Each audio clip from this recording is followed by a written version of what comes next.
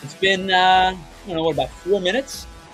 Welcome into the PHLY Phillies watch along, brought to you by our friends over at Bet365. Whatever the moment, excuse me as I adjust my camera, whatever the moment, it's never ordinary at Bet365. Hello to you. Thanks so much for hanging out with us. Obviously, these watch alongs are a little strange because you sometimes see the play and then I talk about it and it feels like you're a couple pitches ahead or I'm behind. So we will do as best as we can to keep you up to date. Hello to everybody in the chat. Futz, K-Red, INS, looking for a sweep, and Zack Wheeler is looking strong to begin the day so far. A strikeout of Ronald Acuna.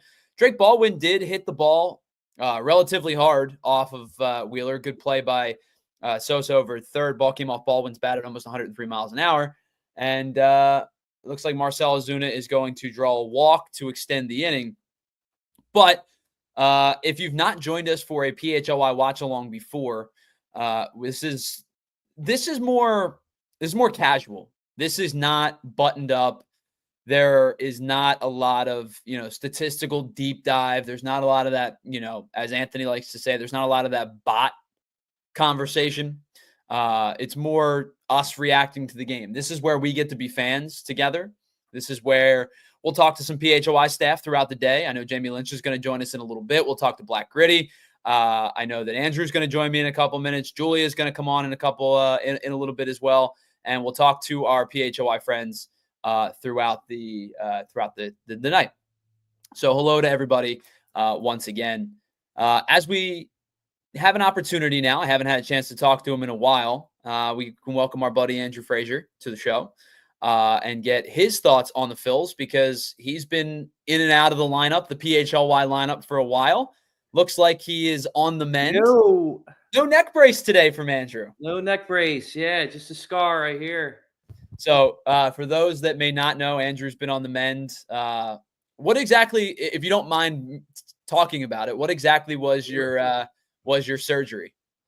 Yeah, so I had a herniated disc in my neck, my C7 and my C6 in between. The material that's inside the disc came out, shot out, went into my spinal canal, and was pushing my spinal cord into the canal, and it was causing all this nerve damage and stuff like that. So had to get it surgically repaired.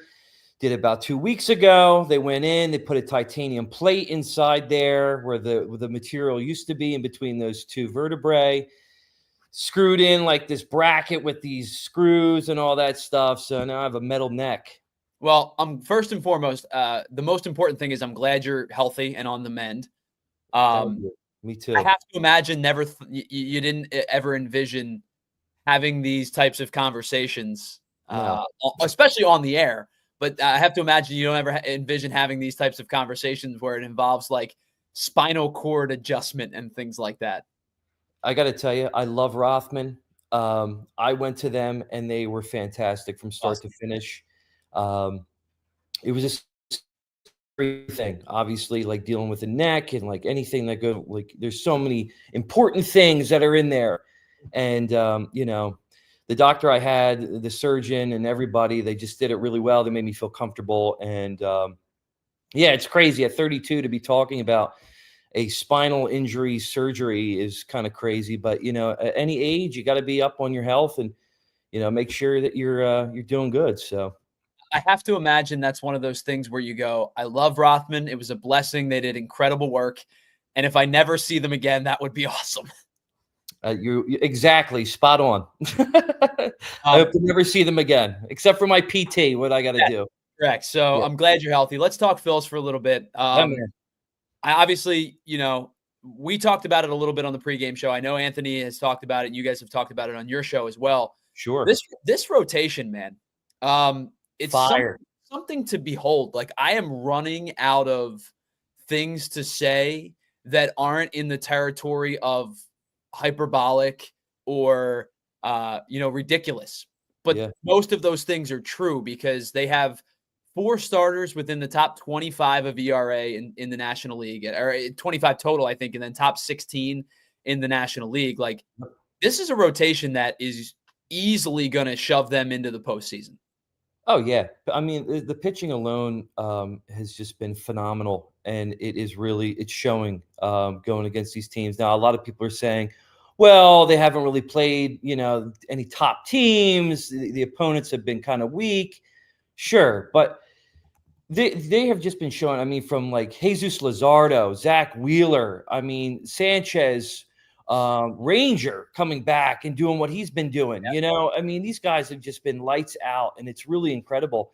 I mean, it might be one of the best rotations that we've ever seen in the for the Phillies. Yeah, and so I've always used to talk about we got spoiled in 2011 when they Of put that course. super group together because it was perennial Cy Young candidate Roy Halladay, perennial Cy Young candidate Cliff Lee, close as you possibly could be to perennial Cy Young candidate Cole Hamels, and then probably somebody who was on the back end of their career, but nominally Roy Oswalt, and then Joe Blanton was your 5, where he was just take the ball every 5th day type of guy Yep. who, probably had a 4.42 ERA, but you trusted him in big spots. This team, when you think about like the comp, Aaron Nola is your 5. Is your 5 exactly? Yeah.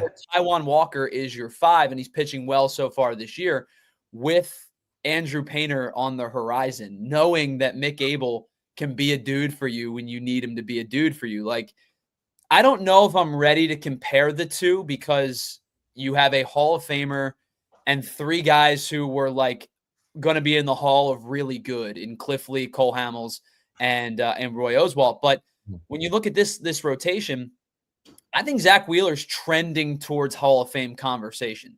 Still has some career left to go, but he's trending in that conversation. And then you have guys that like Luzardo who have found who've been a revelation. Like his stuff was always good, but last year injury riddled season, he's put it all together. He's been unbelievable.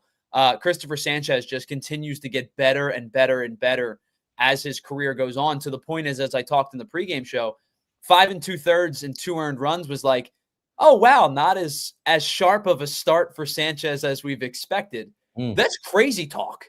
Yeah, it is crazy talk, and I've been loving Jesus. He's been one of my favorites this season. Just watching him pitch, that dude is a dog. He goes out there and he just knows how to operate.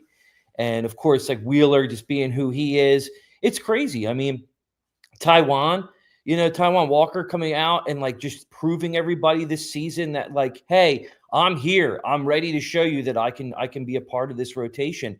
And I'm loving it. I'm loving seeing it, and I'm really loving the bats too. I'm loving the offense. Trey Turner, he's been looking solid.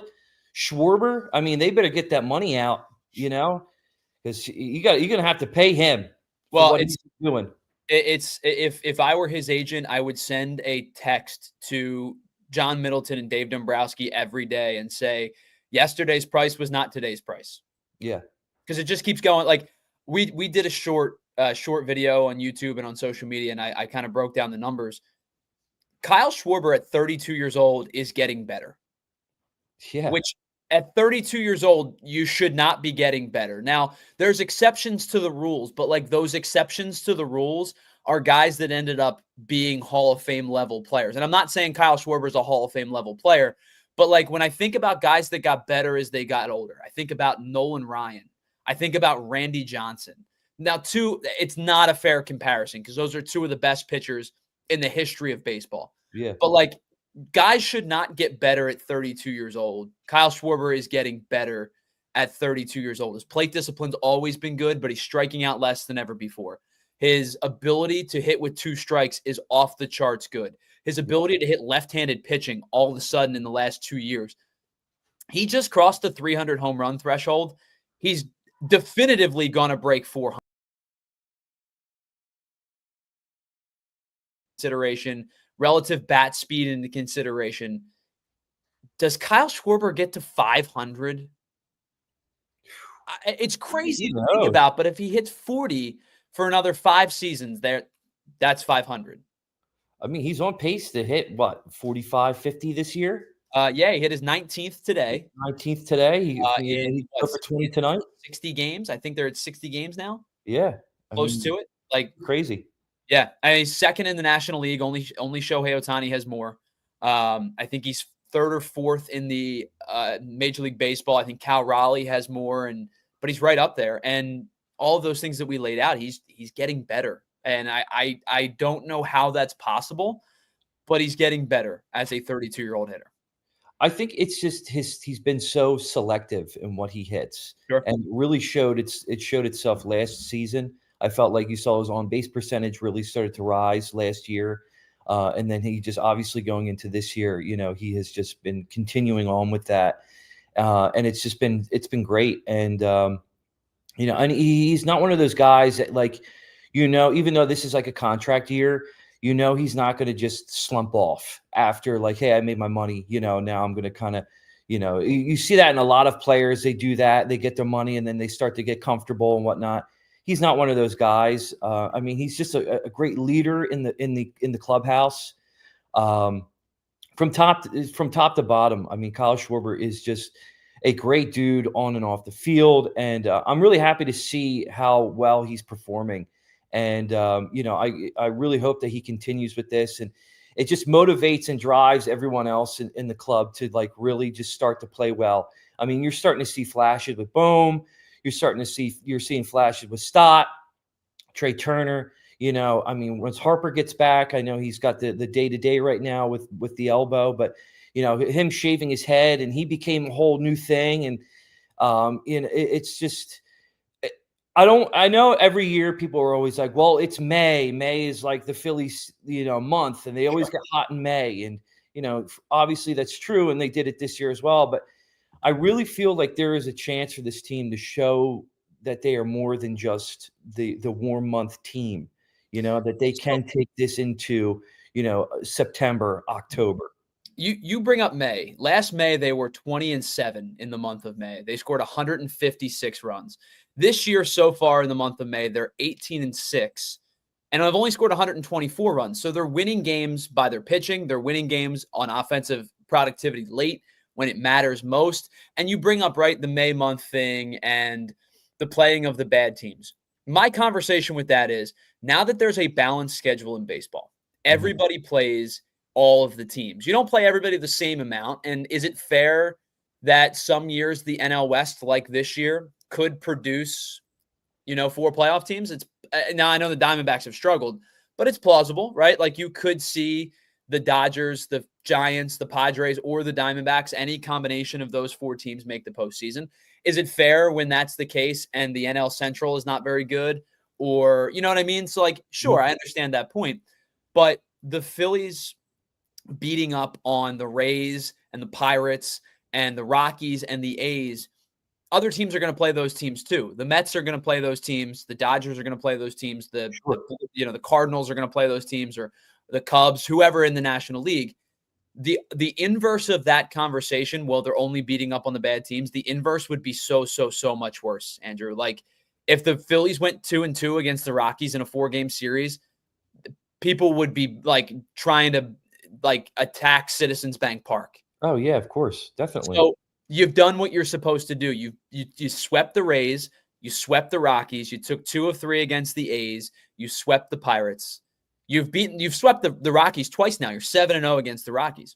I can't ask for anything more, because the alternative conversation would be, man, hey, if they don't win the division, it's because they won 1 in Sacramento. Or if they don't win the division, it's because they let the Pirates come in and take a game that they shouldn't. Sure. Right now, we're having the conversation of they're winning the NL East because, whoa, who's talking to me? I'm talking to myself, apparently. My phone just went. Did Siri pop up? Yeah, but I guess it was running the show. Right now, they're in a position to say they're doing what they're supposed to do, and they're taking care of business, and they're 18-6 in the month of May, with an opportunity to sweep out the Braves to get to 19-6. They have the Brewers to wrap up the month. I asked for 17 wins in the month of May. Well, you got it. They've already surpassed that, and they have four games left to play in the month of May. I can't ask for anything more.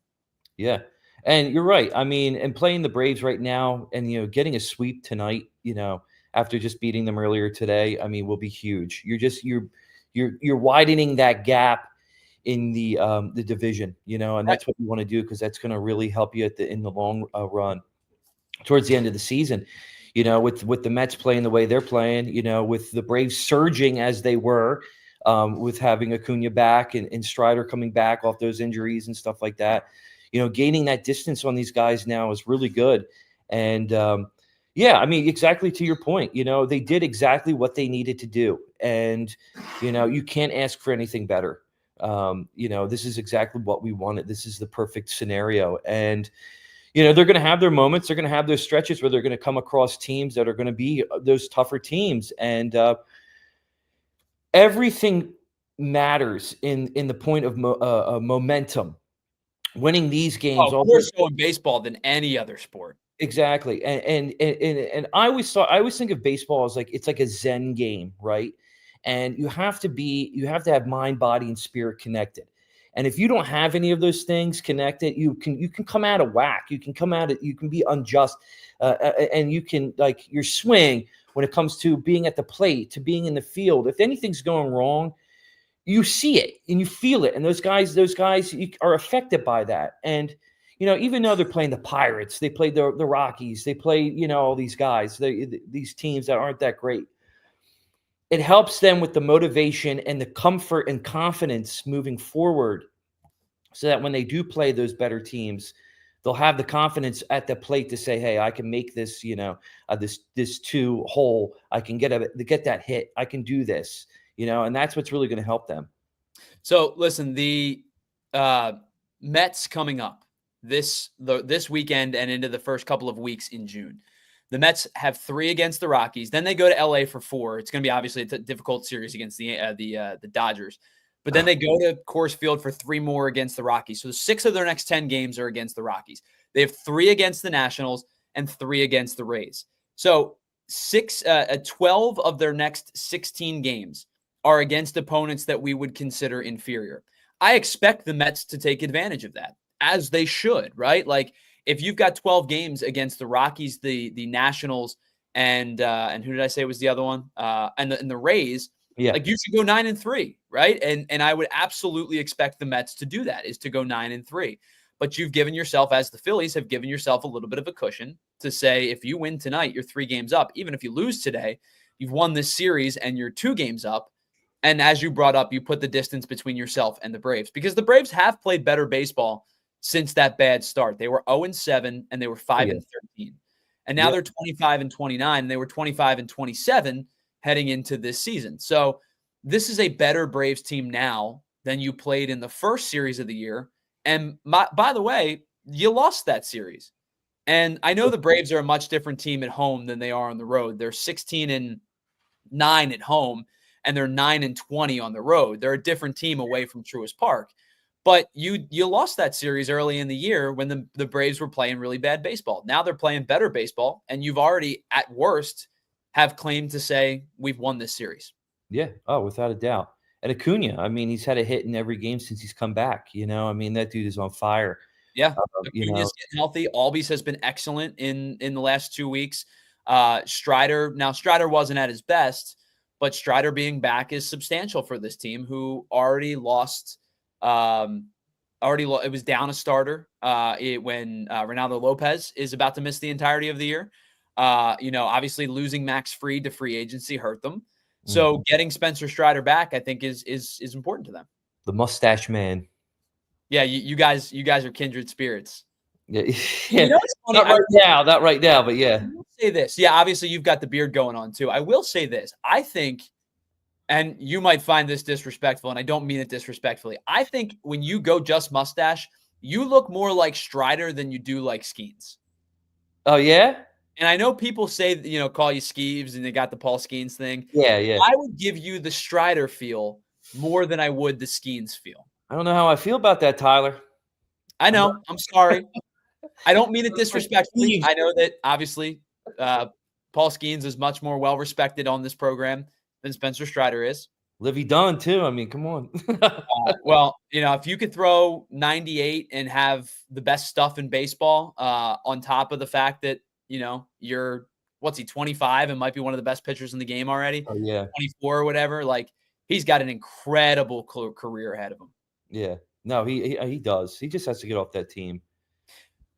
It's unfortunate. I think that it's unfortunate for Pirates fans too. It's something I talked about last week. Like the Pirates are a dumpster fire organization, and Pirates fans are good fans. I've been around a lot of Pittsburgh fans in my life, having gone to Penn State, and it's like just this melting pot of Pirates fans and Phillies fans. Yeah. Pirates fans are good fans, and they want winning baseball. Yeah. And I feel bad for them because the ownership has zero interest in spending any kind of money. It is a shame. And they have a beautiful ballpark. I mean, I've been there a It's couple gorgeous. times, right on the river, and it's really nice. All right, so we have not really checked in on the game too much. Not a ton has happened, as we kind of expected through the first inning and a half. Just one hit, one base runner. Zack Wheeler, two base runners. I apologize. Zack Wheeler with 2 strikeouts, pop up, a ground out. He's been good. Chris Sale got a strikeout when it mattered most. The Phillies have hit the ball hard off of Chris Sale in the first inning. 99 off the bat of Trey Turner, 101 off the bat of Kyle Schwarber, 106 off the bat of Alec Boehm. So they are hitting the ball hard. Yeah. It's nothing to show for it in the first so far. Yeah. Yeah, I mean, we'll see. This is gonna I mean, I would love this sweep. I really just, bring out the brooms. This sweep would be, I think it's not just important in terms of wins, losses. There is an extra boost to it if you can come away with a sweep. Because Andrew, if you remember, when you and I last did a watch along and a post game show, it was after one of the most lifeless performances of the year. Oh yeah, I remember. On pace to getting swept out by the Mets. And I remember you and I were on the in game, and it was a long game. And then we did post game show, and you and I were just sitting here like, what the bleep do we talk about? Because it was an awful game, and it ended up being an awful series. And after that Cubs game, because the next night they lost to the Cubs at Wrigley, it's where the turnaround really started. They won 2 of 3 against the Cubs, and then have really been on a torrid stretch since then. And sure, you could say it's been against bad teams for the most part, but they took 2 of 3 against the Cubs. They took 2 of 3 against the Diamondbacks. They took 2 of 3 against Washington, and then they swept out the Rays. And then they took 2 of 3 against Cleveland, which is another good team on the road.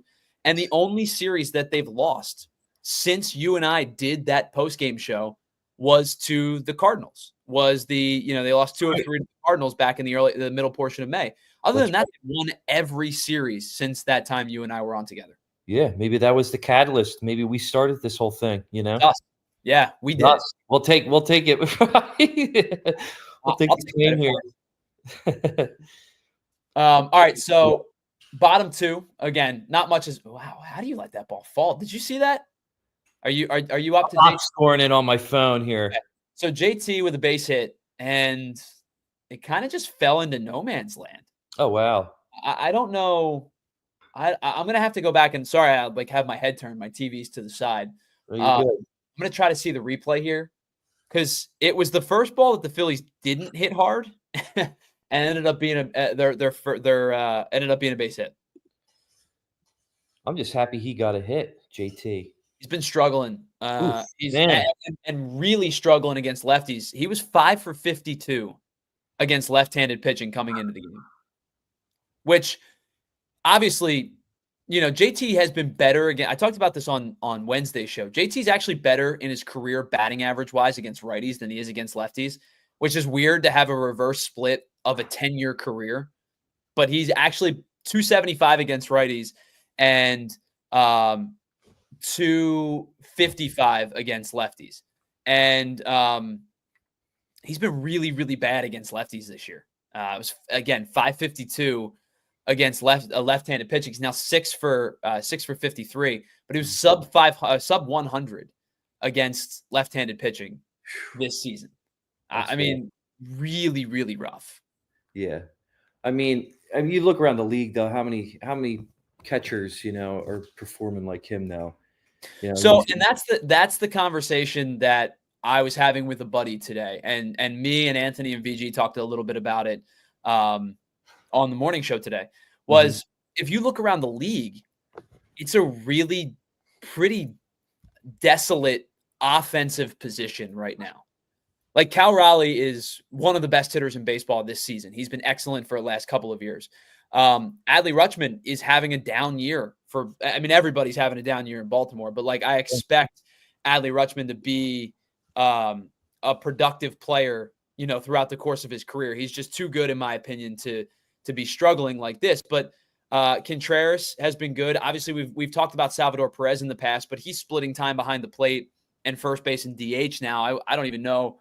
Off the top of my head, I don't know how many games he's caught this year. Yeah. As opposed to playing first and being a DH. But even he's only hitting 222 this year after a really good season last year. The offensive productivity at the catcher position is pretty weak. Like the guy that caught in the early portion of the game, or in the early game for the Braves today, Drake Baldwin, young kid, obviously small sample size, but he's been one of the better offensive catchers this year. And I don't know if that is sustainable. I just know that he's been good so far. It's a pretty barren offensive position. Yeah. Why is that? Why because maybe they just don't play as many games because they get like nights off? Like what is do you have a reasoning, or is there a reasoning why this year it's been such a drop? I think it's primarily because you have so many responsibilities defensively and calling pitches. It's like if I asked you, so I gave this example. I'm going to give you two players. I sent this to VG today. I'm going to give you two players that I'm going to give you player A and player B. Now, this is not a gotcha question. One of these guys is JT Realmuto. I'm just going to give you that now. But if I gave you these two players, they were, excuse me as I try to go find it. Catcher A is slashing 268, 309, 350.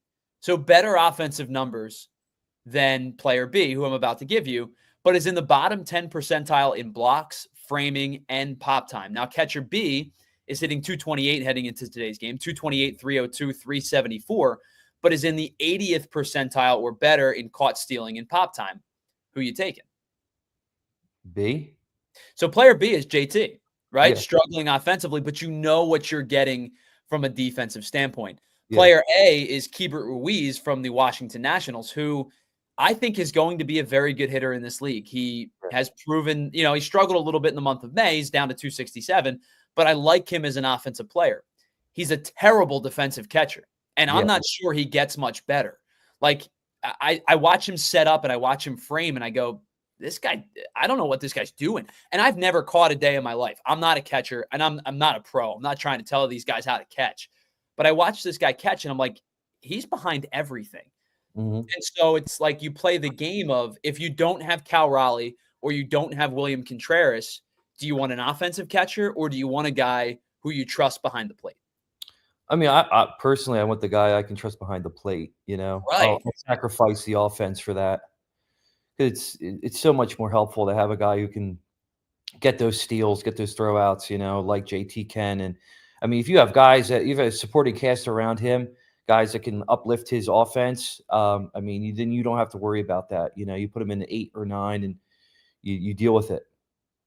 Yeah, and that I think is the conversation about the extension when it comes time. All right, Andrew, I cannot thank you enough. You're more than welcome to stay, but our reinforcements have arrived. All right. As we have both Julia and Jamie joining. Hello. What's up, guys? What's going on? Look at this party. Woo! Party, yeah. I don't want you to leave now, Andrew. I can I have only have iced tea in weeks. here. I feel like I need a cocktail now. Are you sure that's iced tea, Jamie? Are you sure? Just iced tea. Jamie, what ridiculous name have you given yourself on the StreamYard app? Because StreamYard lets you name yourself whatever you want, and Jamie has been notorious for naming himself something crazy. I was calling myself Ron Mexico for a while. Well, that's good. Yeah. But I think I just have my Twitter handle up there. I think I grew up Oh, I can turn it off too. There you go. momentarily. Oh, check that out. I didn't even know. This is why Julia's here, because the rest of us don't know how to do anything. For those that may not have seen Julia on camera or talked to Julia before, she See a little thumbs up in the chat for Julia. 9 million hats at PHLY, more than the rest of us, and works 7,000 hours a week. That's not true. You all do too. Yeah, but you have added managerial responsibilities on top of it. So a ton of credit to you. So thank you both for taking some time to join us today. Of course. Of course. Just got done a nice steak dinner with the girls. Ooh, check Yeah. you out. I'm about to do tacos, man. I can't wait. Oh, nice. Ground beef. so- What are we working with? Chicken? No, we're doing beef. Beef. All right. Yeah, You got to do the walking classic. taco. You know the walking taco? That's in the bag, like you do the Yeah, Fritos. the right? Doritos bag. Yeah, at the bottom. Yeah. And you just throw the lettuce and tomato on top. That's Hot good. sauce. That's the way to go. Wonderful. I'm into that. Andrew, as I said, you're more than welcome to hang, but I can't thank you enough for stepping up and being a part of the first 30 minutes of the show. Yeah, I want to ask you guys, because Andrew was part of this conversation. Now, Julia, you are perhaps the biggest JT Real Muto fan on the planet. Correct. And admittedly has struggled offensively for the early portions of the season. So we were talking about it in terms of, obviously, his contract's up at the end of the year. What's his future look like with the Phils? And I want to ask your two thoughts on JT diminishing offensive return, but great defensive catcher. Are you going to risk trying to bring in a better hitter, but does the pitching staff suffer? Does the defense suffer? So obviously, with you being a huge JT fan, I'm curious your thoughts on JT's future as a member of the Phillies. I mean, I feel like we cannot get rid of the BCIB. Is he still the BCIB though? Is the question. I mean, in my opinion, yeah, but I mean, I don't know all the stats like you do, Tyler, so I don't know. But I feel like it's not worth the risk, even though like after Marshawn's performance today, I'm like, oh, we have a good back, like we have a good plan B, but like I don't think it's worth getting rid of him, risking that. No way. So as the biggest JT Real Muto fan, are you going to go to the game and stay for his faith on the field after a show down in the locker room, Jules? Are you going to make that one? No comment on that one. I'm a big fan of his on the field. Free. It's free for all attending. All you have to do is sign up. So just head to his foundation website to check that out. Big fan of his as an athlete. What he does off the field is his own thing. Oh, he's a good person athlete too, but did Bo join the show? We don't know about it. Oh, really? So I don't know what happened.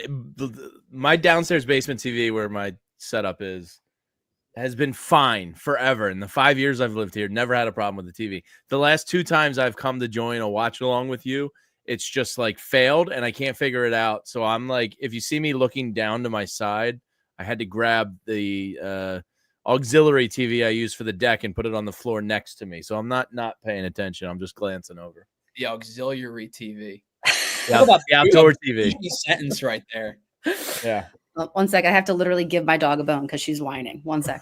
And Julia, give me your thoughts on the catcher position and kind of the future of JT here, because Andrew and I were talking about it, and I gave like a player A, player B, and it wasn't like a big secret. One of them was JT, but I compared him to Keibert Ruiz from the Nationals, and it's like it was like do you want the offensive productivity but the bad defensive catcher, or do you want the guy you're trusting behind the plate? Yeah, I feel good about the guy I trust behind the plate. And even going forward, like, you know, he is what he is. He's probably a 7, 8, or 9 hitter at this point in his career. The splits tell you that. But you feel good with him behind the plate. You feel good with him managing a pitching staff. And with Marshawn's injury risk, it's almost like they're an odd good pair for like another 2 or 3 years, because you can find out if Marshawn has what it takes. 1, 2, if he can stay healthy while doing it. And then, you know, you could eventually get to like a 60-40 type of platoon. I think it's actually kind of a good spot. Now, you don't want to overpay JT in the next contract, but if you can get him, you know, at what he is, at whatever rate that ends up being, and you can afford to pair the two together, I mean, who knows? Maybe one day it could be a 50-50 platoon.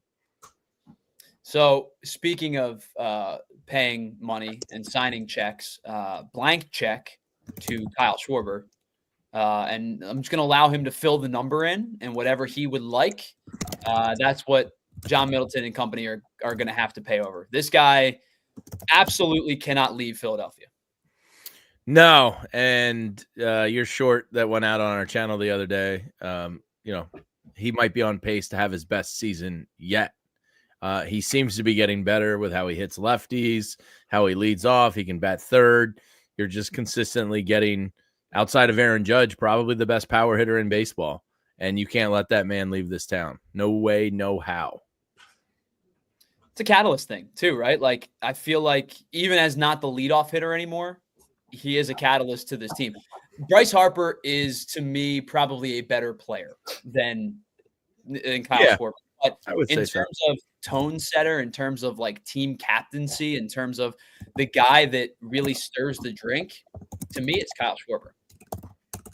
Yeah, you're probably right. I mean, Schwarber's probably having a better year right now, but the greatest showman, the big moments, leading by example, playing injured, coming back from injury quick. I would say Bryce is the better player, but Schwarber's making a damn good case. We always talked about, Tyler, like Zack Wheeler and Bryce Harper are the two of the best free agent signings, not only in Phillies history, but maybe in Philadelphia sports history. Kyle Schwarber has entered that conversation also. The fact that they got all three of those guys in one kind of window is pretty crazy. $79 million for 4 years is what the Phillies got Kyle Schwarber. Those three deals were so under market value. It was insane. Yeah, he is now. The number starts with a 1, and it's 8 digits, no question about it. Like, there is no doubt in my mind it's $100 million. Yeah, if he wants 5, you go 125 for 5. I would not be stunned if it ends up being a 4 for 125, 4 for 130 type of situation. This guy is going to command a lot of money, and I think he's earned it. Yeah, he has. Sorry. Broken Ball Network says 125 for 4 or 5 years. Yeah, I think that's probably spot on. Yeah. I think it's steal it for 5 years. If it's 5 for 25 a year, that's an absolute bargain for the Phillies. Yeah. I think, even if it's 4 for 30 a year, because I think INS was talking about it earlier in the day. Like, he's not the body type, and I mean this as the most respectful way I possibly can. He's not the body type that I think like muscularly breaks down as his career gets on. He's built like a brick bleep blouse. Right. But he's so darn strong that it's just a natural strength, I think, that I expect these type of numbers to continue. And Andrew and I were talking about it. Like, he gets better. He's gotten better as his career has unfolded. Absolutely. I mean, other teams like Boston's probably looking at him like, why did we let you go? Like the Nationals, like, what didn't we see? Even the Cubs, and he was successful there. It's like, well, why didn't we keep this guy? He was always underpaid and kind of underappreciated. Oh, for sure. So we head into the bottom of the third. Zack Wheeler, as no surprise, absolutely dealing a pair of strikeouts in that inning. If you don't mind, I know, Julia, you're trying to do a million things. I'm sorry. If you don't mind, if we pause for just a moment and take care of some business. Pause for station identification. Yeah, I'll tell you about some of our friends here on PHLY. 1 second.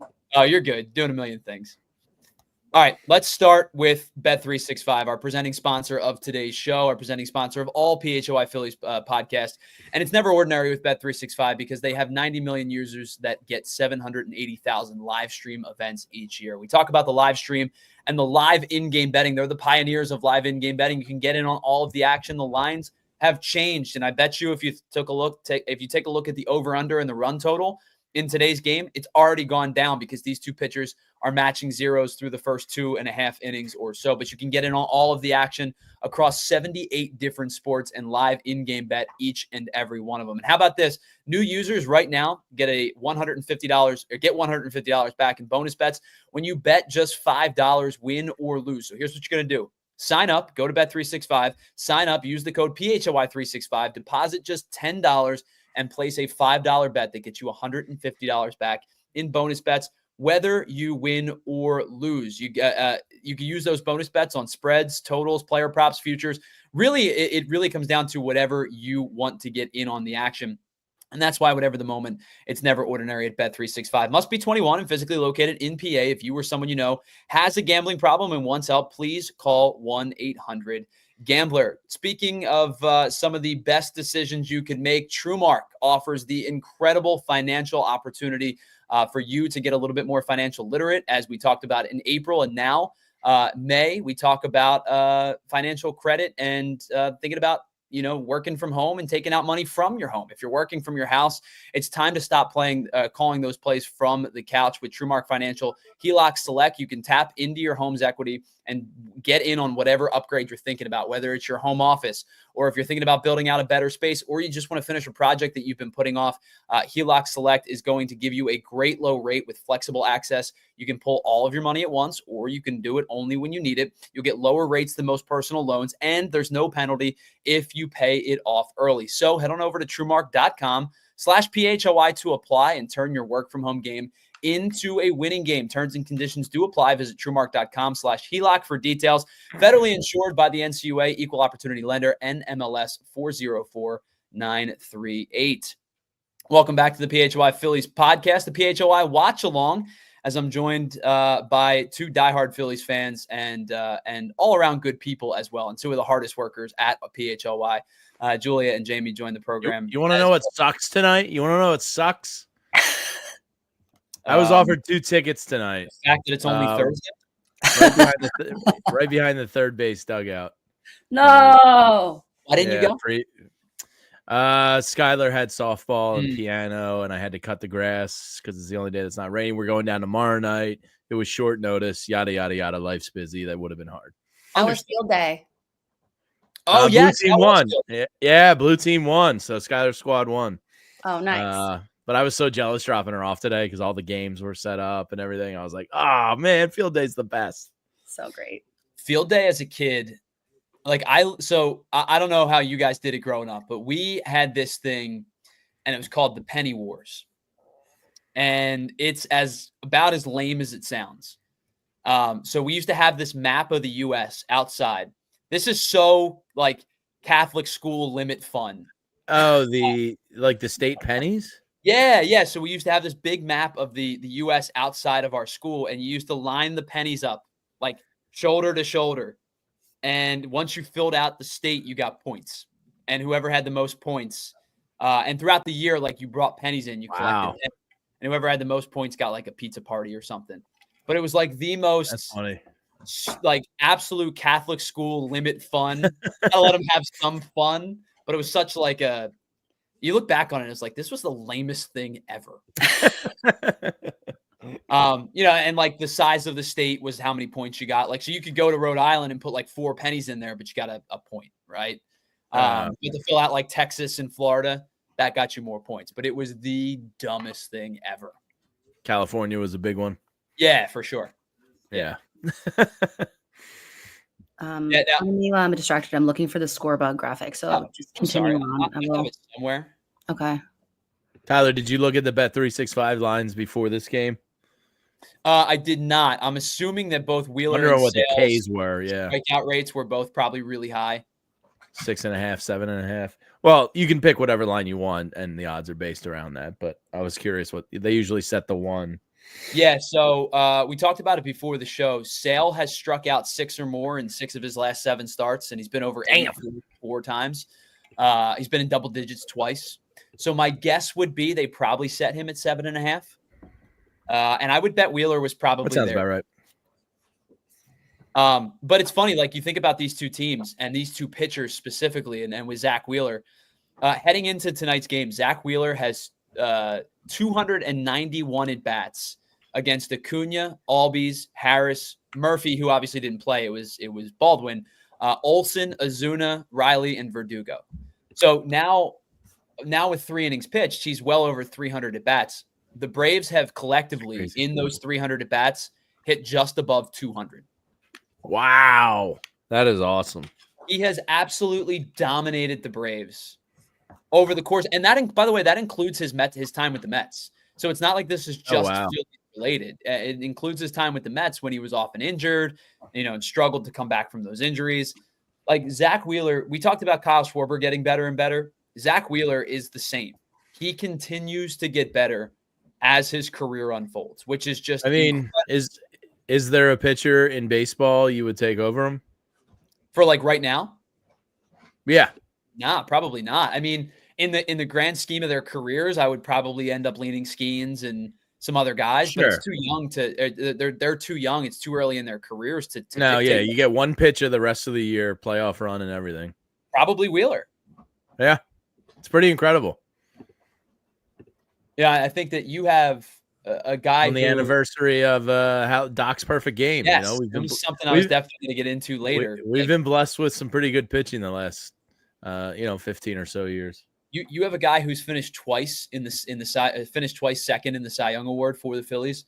You could argue he was probably deserving the year that Corbin Burns won it. Last year, I think Sale was so good. Sale won it. Yeah, it was hard to get upset. Yeah, but like you have a guy who's finished twice second in the Cy Young voting since joining the Phillies, and I want to say was fourth in another season. Like the amount of success that he has found as a member of the Phillies. Sorry, he was sixth in 2023. The amount of success that this guy has Who found. was 1 through 5? Do you have it right there? In which year? 2023. 2023. Yeah. So it was Blake Snell won it that year. He Guy stinks. 2.25 ERA. Logan Webb was second. Zach Gallen was third. Spencer Strider was fourth, and Justin Steele was fifth. It's a stacked year. Yeah, it was a good year. Strider was 20-5, struck out 281. Logan Webb led the league in innings pitched. Logan Webb, by the way, kind of a sneaky stud. Yeah. That nobody gives enough credit to. Absolutely, because he mostly stinks. So I wanted to get your guys' thoughts because Andrew and I talked about this a little bit. Are we like beyond spoiled with this starting rotation and beyond spoiled as Phillies fans with starting rotations over our like lifetime? Like every night, I feel like they have a chance to win. It hit me when we were going down to a game. Was it last week or the week before or whatever? And my wife asked me, like who's pitching, and I was like, honestly, I'd be happy with any of the 5, but let me look. Like you don't even think about it anymore because you have 5 good pitchers. Like, remember the days of like going down and being like, oh no, I fell on number 4, number 5. Yeah, this sucks. I missed, one of the few studs. So now it's just nice. It's like whoever, whatever. Every night at the ballpark's good. I went to a start. God, I can't tell you how long, but it must have been in that 2015, 20 when they were like dreadfully bad. And I went to a game. Jay Burnett opening day starter. Kevin Correa started. And I'm like, this guy should have been out of the league 3 years ago. And he's pitching for the Phillies today. And it was just like, you'd go down. It was like process level Sixers. You'd go down for $10 and, your beer and hot dog and parking, and it'd be less than $50 for everything. But like we have been really blessed as Phillies fans with this team. And I know they've not won a World Series, but you think about the Pirates who refuse to spend money and the Rockies who are just on pace to be the worst team ever. And as Phillies fans, we're really blessed with this collection of talent and the willingness of the ownership group to spend money. Yeah, and it wasn't that long ago where, I remember being on the radio and it was like, oh man, Phillies really need a pitcher. Jake Arrieta's still out there. I guess we pay him $20 million a year because we got nobody else. And it was just one of those things where it's like, well, this is probably going to suck, but they don't have arms and they need somebody for 2 or 3 years just to be like a presence and eat some innings. And you knew you were going to eat it and you ate it. And it's nice not to have those problems anymore. We are in a mad search right now. I see Julia's doing it. I'm doing the same thing. We are in like I found it, Tyler. It's like the font's missing, blah, blah, blah. All right. I'm gonna pop off for 1 second. I'll be right back. And I will come back with the score bug. More after these messages. All right. Yeah, we are in a mad scramble for a score bug right now, which may or may not be changed at this point. I don't even know if it's it's the same. I think viewers like chaos more than normalcy. So Jamie, the last time you and I was saying this to Andrew, the last time we did a watch along, the Phillies were in the midst of getting swept by the Mets. And it was not a fun series. I remember talking to you and being like, well, thanks for joining us. What do you want to talk about? because it was just a dreadful series. The Phillies have already taken this series and are on pace to, well, not on pace, have an opportunity to sweep them out with your best pitcher on the mound.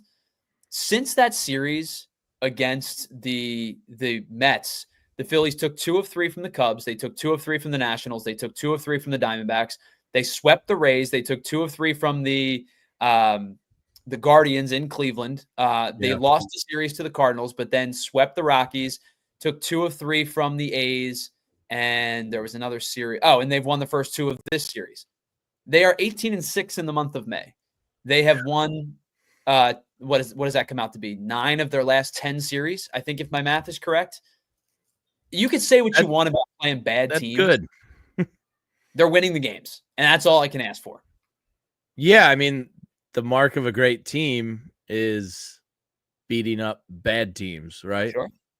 Bob Cooney had an article the other day, and it was, perfect. I can hear my daughter screaming. Hopefully that doesn't come over the microphone.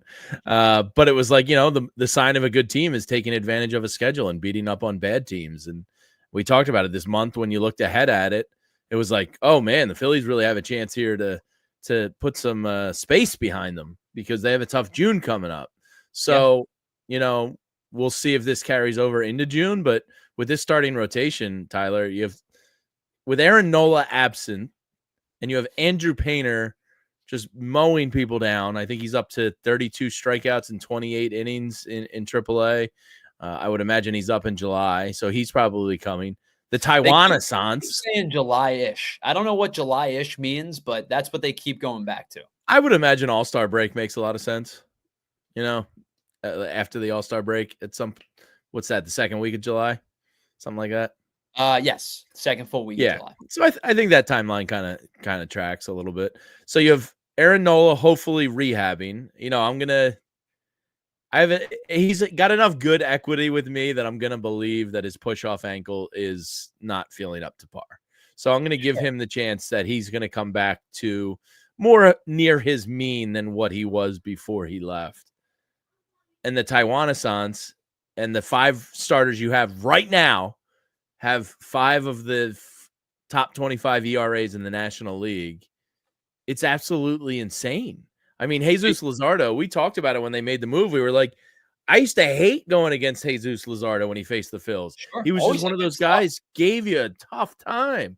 And, we talked about it. We are like, this is a good move. I know people aren't liking this sexy offseason, but we talked about this exact possibility of what this rotation could be. And with Luzardo, it set everything else up in terms of the next 2 seasons because we knew that Ranger's contract was up at the end of the year. Does Ranger re-sign? Do they extend him? I don't know. I tend to know. Now, I'm also in the camp of keep him, and it's on the unfortunate part of the business where they're just going to lose a guy at the end of the year.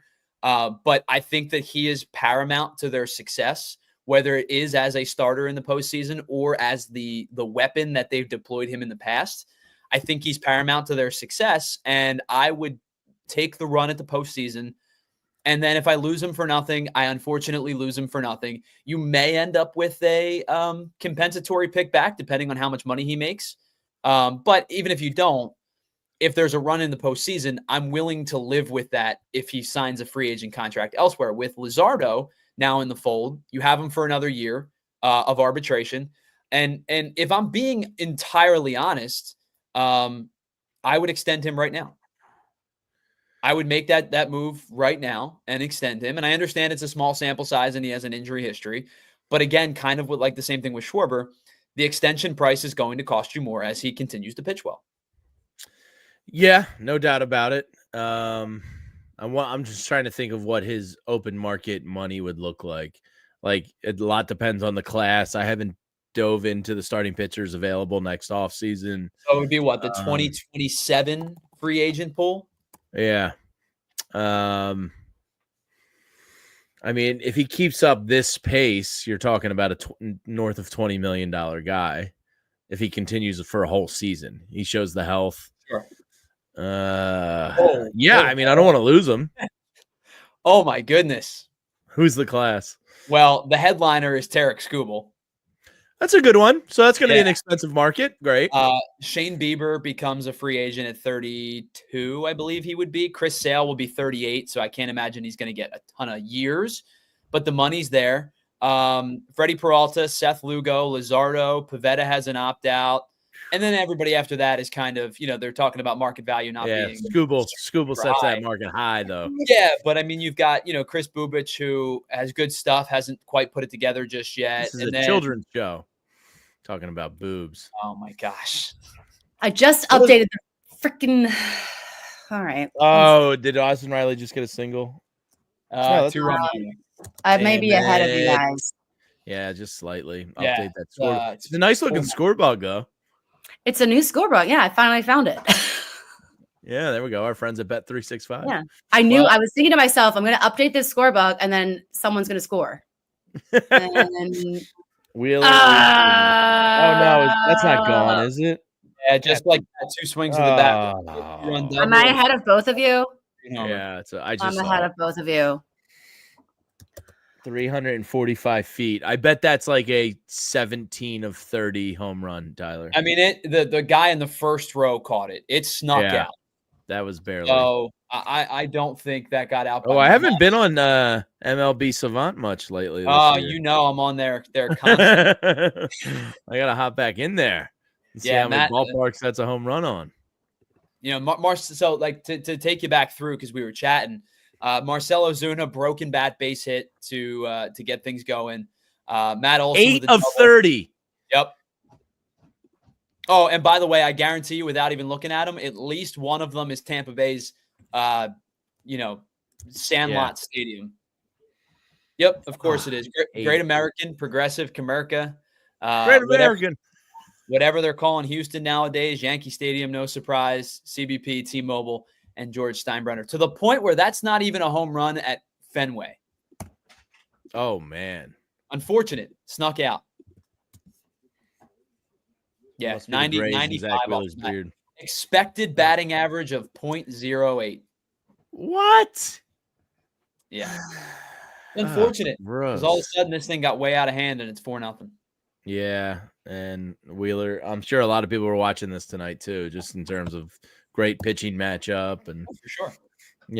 It shapes narratives. I knew it. I had a feeling. I was like, as soon as I upload this, it's gonna effing. You didn't get it all out. I didn't get it all out. It's fine. Everything's good. Everything's fine. This is basically like overtime anyway, right? Yeah, right. Perpetual overtime. Oh, by the way, since our head of content and our head of production are here, I have a overtime question to ask that nobody cares except me. We have the overtime segment of all of our shows. Can overtime for the PHLY Phillies show be called extra innings? Because I feel like it should be. That's a great idea. It should be. Like, I know it's more work for everybody at internally, but I feel like it should be called extra innings. I don't see why not. We could run. I mean, it might require some new artwork, but I think that's about it. That's not my job. I don't know how to do any of that. I'm barely functional as a producer. I got a text from Dwayne that was like, you should show the flag more. So I have both. Oh, nice. Oh, the World Series bat. Oh, the 2022. 2024. I have them up in my garage, all hanging on the wall, all the way back to 07. So I have 07 through current day, all hanging. It's a beauty, Clark. Yeah.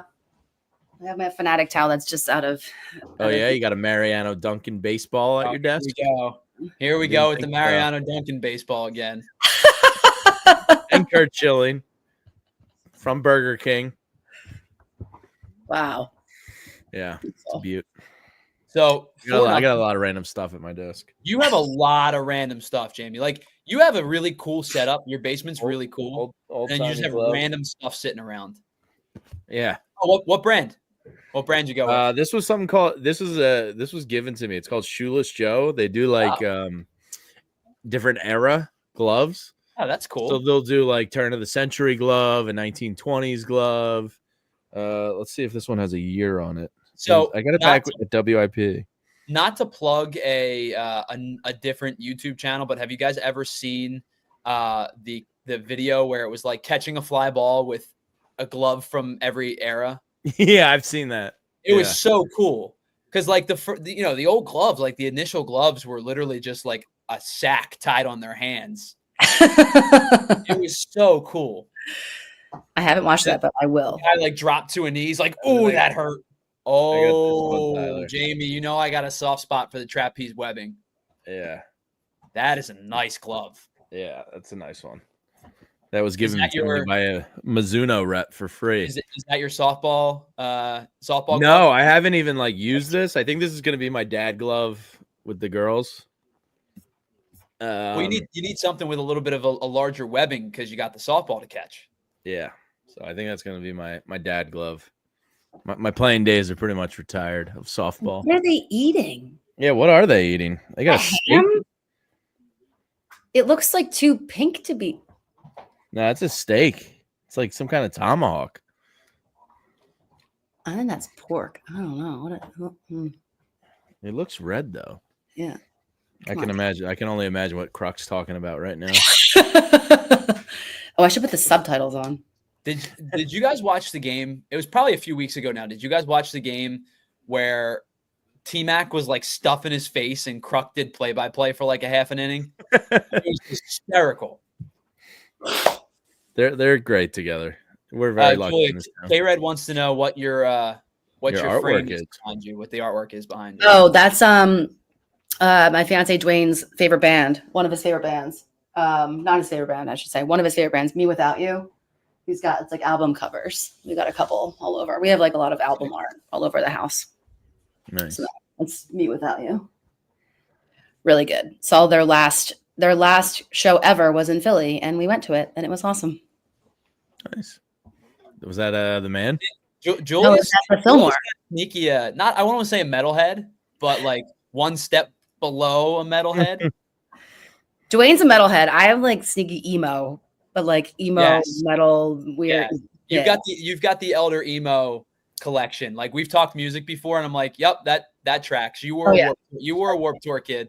This whole wall is brand new. Like the artist brand new. I hope Dwayne's watching right now. And he's like, don't show our art. Just show me the address, and the 3 digits on the security code on the back of your card. Yeah. And your social security. Yeah, got it. Just share that with everybody. It's a nice group of people. Nobody's going to do anything. I was telling I trust you all. I trust you all implicitly. Yeah. I was telling somebody the other day about Warped Tour, and you guys may appreciate this if you've been to a Warped Tour, where there was never a day where it was not Jamie at a Warped Tour. I've known Jamie for a long time. Yeah, that's not my scene. Not my scene. There was never a day where it was not 7 billion degrees. And you would show up as I'm wearing this. If they did a Dead and Company Warped Tour, you'd go. Yeah, I'm in. Kill Rock Company. MMJ and Dead and Co. Yeah, he'd be there. Yeah. But the one thing I always thought was the funniest at Warped Tour was because I think it was sponsored by, was it Monster? It used to be sponsored by that. Or another energy drink that wasn't. Yeah, it was an energy drink of some kind. Yeah. And water was like $7, and energy drink was free. It was just like a horrible idea. Like Warped Tour at the time, right? It was like teenage. We were all teenagers and going, and so it was like all of us, these teenagers, drinking like 9 million milligrams of caffeine with and 0 sugar. water. Yeah, in the a lot of sugar. Punch. It was a terrible combination. INS wants to know what your favorite concerts you were at of all time. Ooh. So up until about 4 weeks ago, my favorite concert I ever went to was the Foo Fighters. The Foo Fighters put on one of the best shows I've ever seen. Where? It was at the Wells Fargo Center. It was the Foo Fighters. I think I saw their first concert in Philly at the. Goodness. I'll have to look at the ticket stub. It was either Spectrum or early Wells Fargo. Okay. So it was Foo Fighters, Social Distortion, and there was another band, and I don't remember who it was. But that was up until about 4 weeks ago, where I genuinely think my favorite concert of all time finally changed at 31 years old. When I saw Bullet for My Valentine and Trivium who both played albums in their entirety. And it was 20-year anniversary of both of those albums. So it was like all 30 to probably 40-year-old metalheads who wanted to relive their glory days of like being in the pit, but we all had like work the next day and our needs don't work. And so it was those two, and then the opening bands were August Burns Red and a band called Bleed From Within, and that was probably the best show I've ever been to. Of those four, I know August Burns Red. INS, I'm going to blow your mind in a second about Wolf Mother. But Julia, what would you say is your favorite? I mean, you've seen more concerts than me, probably. I can't, like, I would need a minute to think about it. So me and my wife have started trying, well, she started and I just add to the conversation. We've tried to start compiling every concert we've seen, both together and individually. So we have like a running list. I think we're at like 100. It's a really difficult task. It is, but I used to keep ticket stubs because I got that from my dad. My dad, growing up, always had a giant beer stein, and he would stuff all of his ticket stubs in. Oh, that's cool. So I always just kept ticket stubs, and I have a ticket stub. I can go grab it. It's actually right over there on the bookshelf. Yeah, you should show it. Ticket stub diary. So we went through that, and then we started with that, and then off of memory, we started adding others. So INS, it was Beck, Foo Fighters, and there was a third really good group because I was at that same Y100 festival, and it was, I think, maybe the first Foo Fighters like major tour through Philly. Oh, wow. What year? Oh God, I was in high school. I think 99. Was it Bush?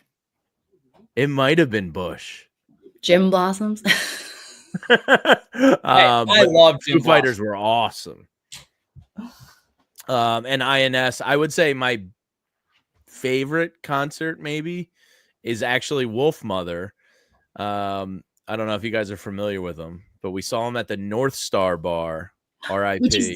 That's what the Boozy Mutt is now. It's the North Star Bar. That's the Boozy Mutt. Yeah, so I saw them a bunch in Australia, and they were like the top up and coming band in Australia, and they blew up. And I saw them twice in Australia, and I was like, they're like modern day Zeppelin. I was like, these guys are amazing. And it's a shame they fizzled out as a band because they were effing awesome. I think I could tell you exactly one Wolf Mother song. Yeah, probably Woman. It's Woman. Yeah. So anyway, I guess I lied. I think that because they did Joker and the Thief too, didn't they? Yeah, they did Joker and the Thief. Those were the two big hits. So in Australia, they blew up. They were playing like, major headliner events, like huge crowds. And then when I got back home, I was just like, you guys got to listen to Wolf Mother. This is Wolf Mother band, Wolf Mother. And they came, and their first stop was at the North Star Bar, this tiny little dingy, dark Fairmount bar.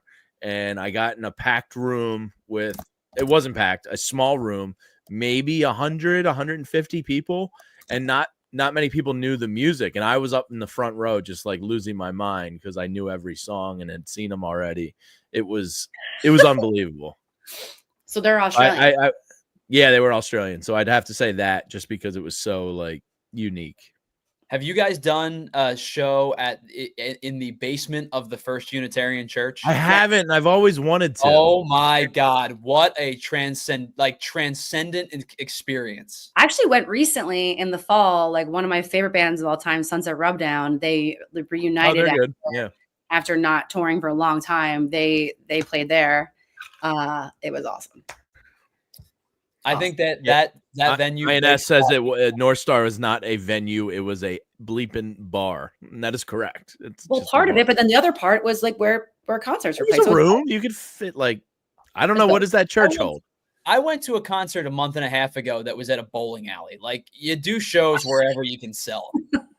Yeah, it was awesome. So yeah, I did that for a while, Jamie. Not the collection of tickets, but I had a Google Doc of shows I've seen, and then I started going to a lot of those shows, like at the church basement and things like that. And I'm like, I don't even remember who I saw anymore. It's kind of fun to put the list together. Yeah. So speaking of like memorable moments, Jamie, you brought this up not too long ago. Today is the 15th anniversary of Roy Halladay's Perfect Game. and memorable moments were made on that night for a lot of people, I'm sure. Do you guys, because I remember vividly what I was doing that day, like for most of the day. Do you guys have a recollection of that day? Because not only was it the Roy Halladay perfect game, it was game 1 of the Stanley Cup that the Flyers were in. That's right. Do you guys have a recollection of that day? Don't. I actually don't. Exactly what I did. I think I'm too old. I mean, yeah, my memory's my memory's not as good. I have a million other. I don't think I have a memory of that day. Yeah, I don't remember where I was. Which is really weird. Yeah. I would have been living in South Philly. I was still probably bartending occasionally back then. What day of the week was it? Was it a weekend? That was a Saturday. Yeah. I was probably drunk. I mean, there's a good chance that was 50 shot. Yeah. That could contribute to why I don't remember. Yeah. Same. Yeah, I don't have a clear memory of that one. So I was, I guess I would have been 17. I was definitely still in high school, so I was either like 17 or 18. I think it was going into my senior year, going into my junior year, one of the two. I was down the shore with a buddy and my dad and his dad, but I had a date on the boardwalk, big high school date. Ooh, sure. Which shore town? We were in Wildwood at the time. And the date, if I remember correctly, did not go particularly well. Like we just did not mesh. Like we just didn't, hit it off very well. So I remember leaving, departing each other and going back to the house and being like, well, that kind of sucked. And they're like, well, good news. The Phillies are playing and the Flyers are about to start the Stanley Cup. So let's hang out. And so we were watching the Stanley Cup early and then flipping back and forth to the Phillies. And then about the fourth-ish inning, we're like, oh, he's got one of those, because you don't talk about it, right?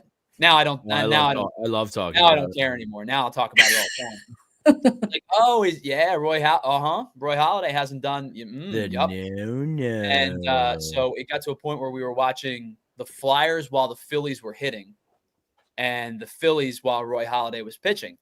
And I think it got to the 7th, and we're like, okay, we have to. I know it's the Stanley Cup, but we have to put the Phillies on. Yeah, not just a no, Tyler, the special one. Yeah, I mean, 27 up, 27 down. And I you think back to that game. One of the crazy stories of that game was the Phillies didn't have any of their either of their starters on the left side of the infield. J-Roll was hurt, and I believe Polanco was hurt or didn't play. Yeah, Juan Castro was in it. Juan Castro and Wilson Valdez were on the left side of the infield, and the Phillies won 1-0.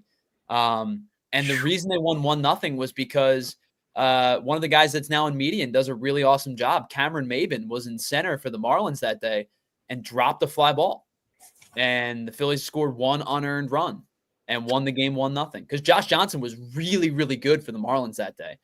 It was funny, too, because it was a perfect game, 1-0 game in baseball. And then the Stanley Cup game was 6-5. It was something ridiculous. I don't remember exactly. Somebody in the chat, who was it? I just lost it. Said, Scott said Shane's catch in the 9th was a thing of beauty. And then INS says Halladay with two no-hitters in the same year, one of which in the playoffs, will never be matched. I mean, a perfect game and a playoff no-hitter, unbelievable. And his first playoff start ever.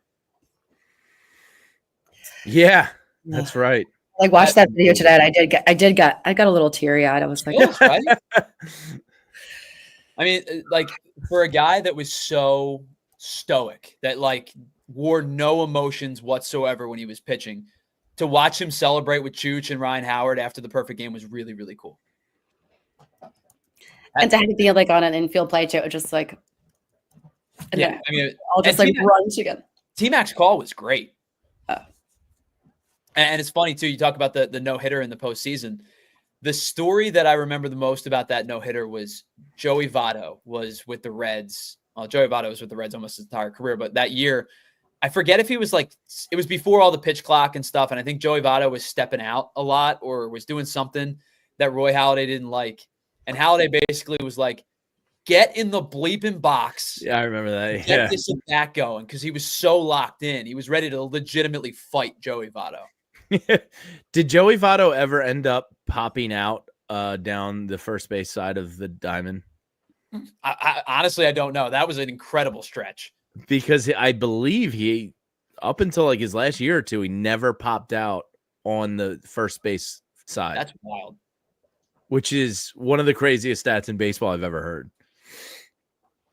All right, so bottom of the fifth goes by without a whole lot of action for the Phillies. They just have 2 hits. It's 4-0 Braves right now. While we have a moment, if you guys don't mind, let's step away for just a second, and we'll tell you about some more of our friends here at PHLY. All right, let's start with the Game Time app, because the Game Time app, whether it be here on the PHLY show or with the PHLY Eagles or whatever, we've been telling you about the Game Time app forever now. The NFL schedule is officially out. You know where the Birds are going to be playing. You can get any of those tickets. Doesn't have to just be at Lincoln Financial Field. You can get tickets across the board to help fill out your calendar and know exactly where you're going to go. And the best part about going on the road with the Birds, other than going with scores of other Philadelphia fans and knowing exactly that, hey, we're taking this stadium over because that's what Philadelphia fans do. You have the best opportunity to get all of the best NFL tickets fast and easy with exclusive discounts. You'll find great seats for as low as $100. And the Game Time guarantee means that you can trust that you get 100% authentic NFL tickets on time and at the best price. Plus, fees are always included, so you're going to know exactly upfront what you're going to pay. And my favorite feature of the Game Time app is the 3D seat view. As I said, maybe sometimes you're going to another stadium or another ballpark that you don't know. Speaking of, if you think about a Fenway or a Wrigley, they're just older stadiums. They've got poles sitting in the middle of the seating arrangement. It's just how the upper decks are secured. So you don't want to have a seating view that is obstructed or a bad view down the lines or whatever the case may be. So use that 3D app to your 3D seating view in the app to your advantage. So take the guesswork out of buying tickets with Game Time. What you're going to do is head on over to the Game Time app, download the app, create an account, and use the code PHLY for $20 off your first purchase. Terms to apply. Again, create an account and redeem code PHLY for $20 off. Download the Game Time app today. Last minute tickets, lowest prices guaranteed. All right, let's tell you about Mando. If you want to keep smelling fresh and look your best and smell your best all day long, then Mando is the deodorant for you. They're hyper focused on keeping every aspect of your body smelling fresh, including some of the more colorful parts of your body, and their scents are geared towards you with options like bourbon leather, clover wood, Mount Fuji, and Pro Sport.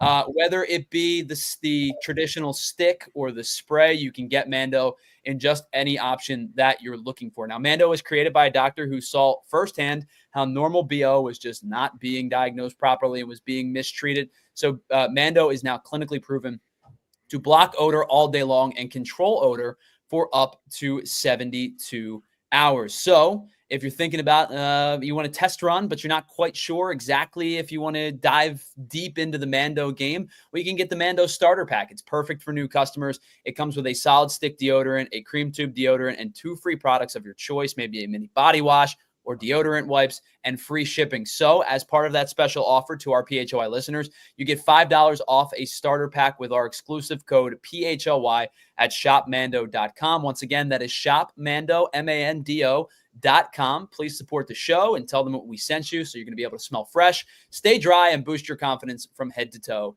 with Mando. Get those grundles feeling and smelling good, boys. Get that Mando going. Okay, I'll be right back. What now? So, Jamie, I said Excuse me, did you say something? I said to Andrew right before the show started, I'm like, oh, I doing the Mando read's always fun because you can, you get a little creative with it. And he goes, that's a Jamie read through and through. You know who's very passionate about Mando and his reads is one Bo Wolf. He delivers. Oh yeah, he delivers a good Mando read. Bo Wolf is the king of very just witty, timely jokes, thrown in at the right moment. And there maybe never was a better time than Zach was doing a read for, I think it was Bet Parks. And I don't even remember what he said, but the breakdown of Bo and Zach and Fran, I was watching it, and I'm not even laughing at the joke per se. I'm laughing at them laughing. Yeah. A good a good funny live read can be the best. All right, so bottom 5, Phil's down 4-0. Unfortunately, we have kind of hit a point where this one has gone the way of Chris Sale.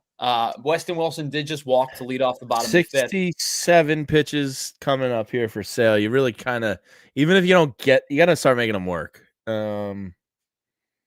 Well, I mean, you think about it, Jamie, right? Because like in game 1 of this series, the Phillies were able to tax the Braves bullpen. Now, primarily that was because AJ Smith-Shawver left the game early after getting hit with that the comebacker from Bryson Stott. But they were able to tax the Braves bullpen early. So in total, sorry, trying to do this on the fly. The Braves ended up using, I think, Wilson. Braves ended up using 5 relievers: Scott Blewett, Aaron Bummer, Pierce Johnson, Daysbel Hernandez, and Dylan Dodd. All had to come into the game. Now, the Phillies did end up using 4 themselves, but they threw a lot of pitches: 51 from Blewett, 22 from Bummer, 17 from Pierce, 20 from Hernandez. So they were able to tax the Braves bullpen a little bit. If you can stretch this inning to potentially being either the last or the second to last inning for Chris Sale, I think it goes a long way to maybe getting you back in this game. Yeah, that was my point. It was like, get them up to, 8, close to 8. Oh, get them over 80. And this inning's a success, regardless if you score. Quick at bat from Stott.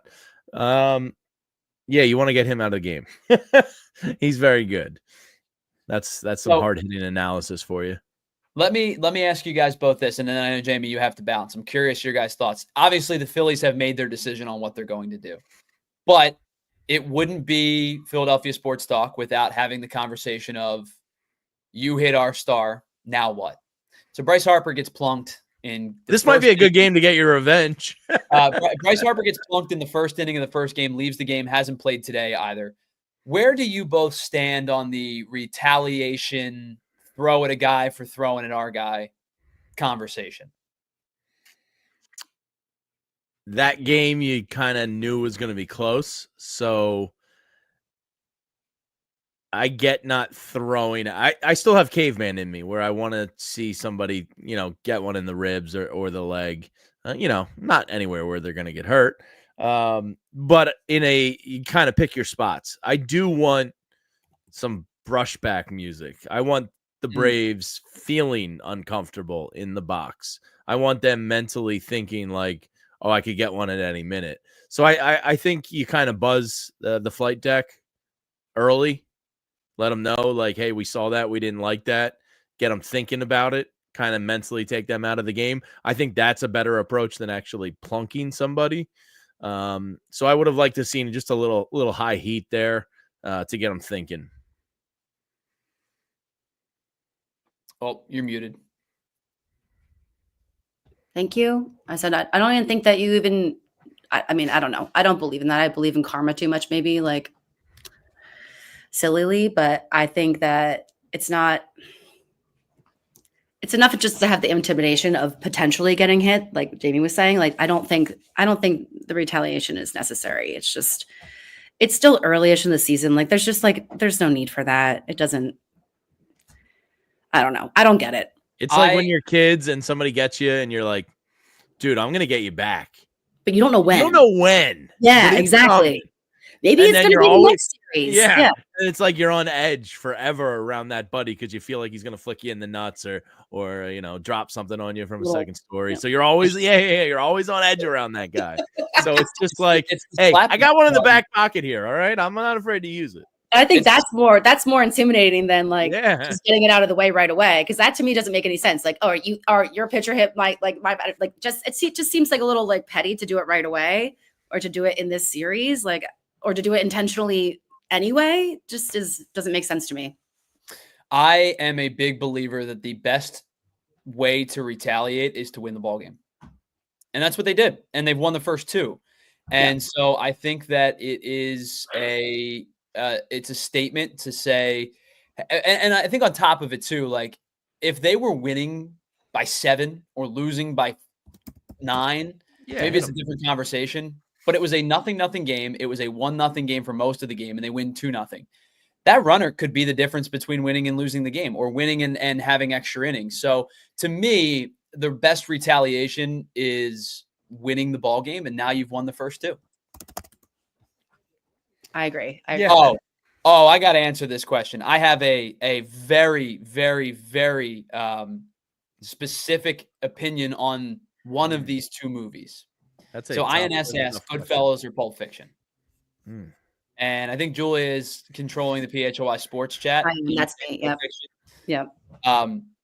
I got done watching Pulp Fiction, and I think I watched it with my brother for the first time. And I turned to him and said, that was awful. I hate Pulp Fiction. I think it stinks. Now, they're two very different movies, obviously, but if you're asking me objectively, Goodfellas or Pulp Fiction, the answer is Goodfellas every day of the week. Do you like other Tarantinos? I do. I loved Inglourious Bastards. I like Django. I liked I love the Django soundtrack. Rick Ross. Ooh. Ooh, off the toe? Ooh. That looks painful. And you know what, guys, you know what the problem is? Did he swing? Was that a strike too? Oh no. I don't know. I think it might be. Oh, it looks like they're giving him first. Oh, No. all right. No. Oh. Hello, Brenna. Welcome to the chat. Brenna! Oh, right off the top of the foot. All right. So if I were to rank Tarantino movies, now I'm really getting. Now I have not seen. I have not seen. Jamie's never going to leave. I'll leave after this one. Okay. Right, I have not seen Once Upon a Time in Hollywood, so I can't. Oh, you should. I really like. I've heard. Tyler, that movie is so good. Okay. Yeah, it was really cool. All right, so I would go. I think I go Django 1. Wow. No, I think I go Inglourious Bastards 1, Django 2, Kill Bill 1. Then probably Reservoir Dogs, Kill Bill 2. Then everything after that I can jumble up. I loved Kill Bill a lot. I thought it was excellent. But I think I liked 1 better than 2. Now there's a couple you didn't mention that are worth noting. Yeah. And that Jackie Brown, great movie. Jackie Brown is up there for me. It's awesome. True Romance is awesome.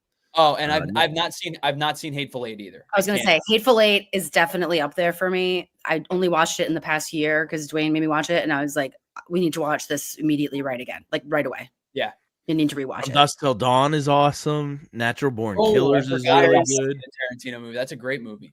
Oh man, this is hard. I think just personally, I go Kill Bill 1. I might go Pulp 2. Okay.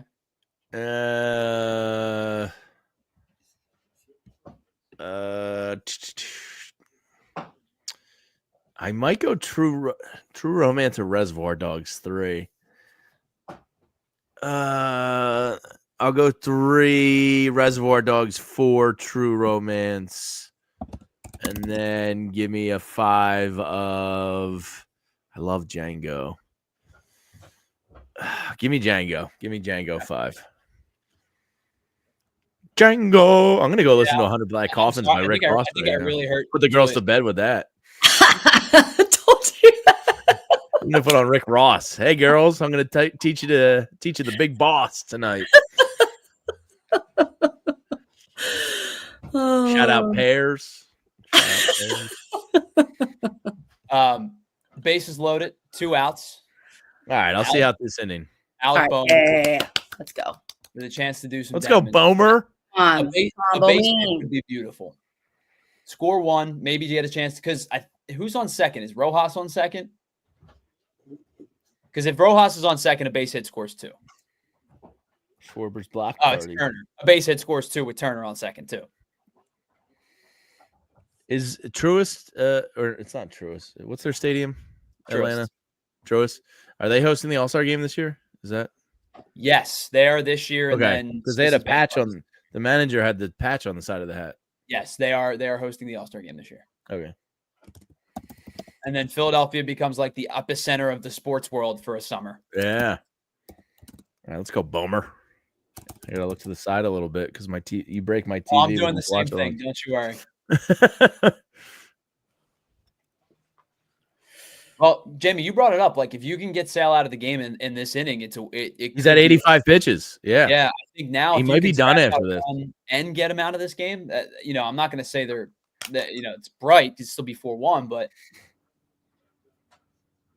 ooh, all right, good at bat, fouling him off, making him work, doing the dance, feeling the flow. Happy thoughts. You guys talk about the movies. I will say this. I have not watched anything that is new in 7 months. My TV has Phillies baseball, and my TV has Phillies baseball and Miss Rachel. That's what we watch. And Bluey. I do want to get to the movies to see Friendship, though. I'm dying. Oh, I want to see that so bad. Everybody says it's like the funniest movie of the last. So good. Yeah. I mean, I haven't seen it, but I've heard it's so good. It's Tim Robinson. It's good. Yeah. Oh, my comment got blocked, I think, because I put my order Pulp, Inglorious Bastard, Hateful Eight. I don't know. It's too hard and says YouTube rejected your comment. This usually means they think it's spam. Try changing it a bit. Dude, good at bat for Bohm. Let's see it pay off here. Come on. 88 pitches, 89 coming. Unfortunately, it does not. As he grounds out in the inning. Bummer. So Phil's Sale escapes trouble. And is it 87 pitches, I believe, now? 89. 89. Might be the end. It might be the end of the day for him. Might be the end. So who leads off with Bohm? So, I mean, it's righty heavy. So it's going to be Castellanos and JT, I believe. So, I mean, they might turn to a righty, but Sale's been really good tonight. So I don't know. Yeah, they got the heart of the order coming up for the Braves, too. Frustrating. That was probably your golden opportunity there. That was your chance. Yeah, especially against Sale. I mean, you still got 4 innings to work with, but that was a chance. All right. I am going to bounce and go read some bedtime books. Jamie, you're the best. Tell the family we said hello. Good night to Skylar and Paige. Yes. Go Phils. Hopefully I see you tomorrow. And we're talking about a nice come from behind W. Yeah. Regardless of what happens, Phils have won the series. Jamie, thank you. Appreciate you. Yeah. See you guys. Bye. So I really upset you, Julia, with that you were stunned with the Pulp Fiction take. I really just didn't think you were going to be so against it. Anti-Pulp. I thought you were going to be very pro Goodfellas, but I didn't think you were going to be so anti. Goodfellas is an elite movie. Don't get me wrong. And I'm not a huge mobster gangster fan. Like, I like them. They obviously they're classics. So I respect them for what they are. But it's not really my thing. But I mean, Pulp Fiction's probably one of the 5 or 6 movies that people love that I got no enjoyment out of. Like, how old were you when you first watched it? I was probably in late high school, early college. Have you watched it again since? I have not, and I really don't have any interest in it, to be honest. So that's the thing is, I was a film major. There's a lot of movies that I watched in school. Sure. And shortly after school that I was like, wasn't for me. And then I've gone back and watched them again and loved them. Sure. And also the opposite of that too. There are a lot of movies I liked a lot in school and then gone back to watch again. And I'm like, this is garbage. But I don't know. I think it's worth it watching it at different times in your life too, to just be like, has my opinion changed? I think the unfortunate part is when you have these critics, because I hate to say this, but critics are kind of snobs. Yeah. And they go, oh, well, it's not this, it's a cinematic masterpiece. And it's really an ode back to art noir. And I'm like, all right, but is it good? I'm just a simpleton who likes movies. No, right? no, I'm not looking at it from an artistic lens. I ask, is the movie good or not good? And then there's times where I see, these movies where they're like, it's just not that. It's lowbrow comedy. And I'm like, it's a Will Ferrell movie. Yeah. I mean, it's supposed to be a low, it's Adam Sandler. He's the same character in every movie. So I've gotten to a point where I almost take the audience score into consideration more than I take the critical score. So like the Rotten Tomatoes. Yeah, exactly. Yeah.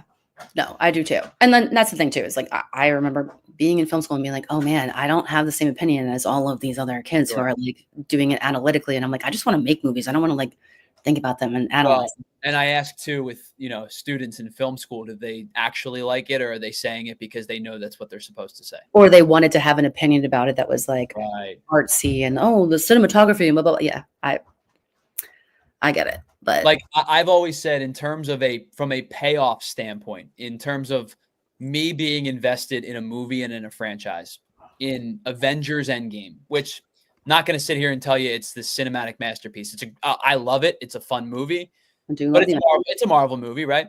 Yeah. When they have everybody come through the portals and it's like the grand portal scene, and I'm like, that is an elite movie scene. And the reason is because it's 10 years of payoff. And it's the ensemble coming together, and it's like, yeah.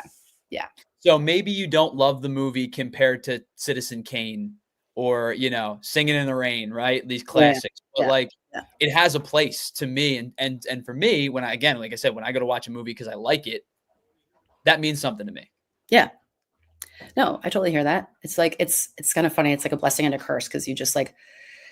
That's why I love sports, because I can watch sports and it's not overanalyzing or underanalyzing. I'm like, I don't have the brain like you that can like all the stats. It's probably more difficult. It's probably similar. Like you watch it and you're like, you can't not think about all the numbers and everything. I watch movies where I can't not think about like, oh, that was a jump cut. That was this, that was that. Sure. Like that's the difference between being behind the camera and just like. Oh, for sure. Well, it's to the point where we were talking about music earlier, and I have people that have asked me before, they're like, hey man, you really love rock music. You love metal. Like, would you ever consider getting into a Sirius XM radio type of career?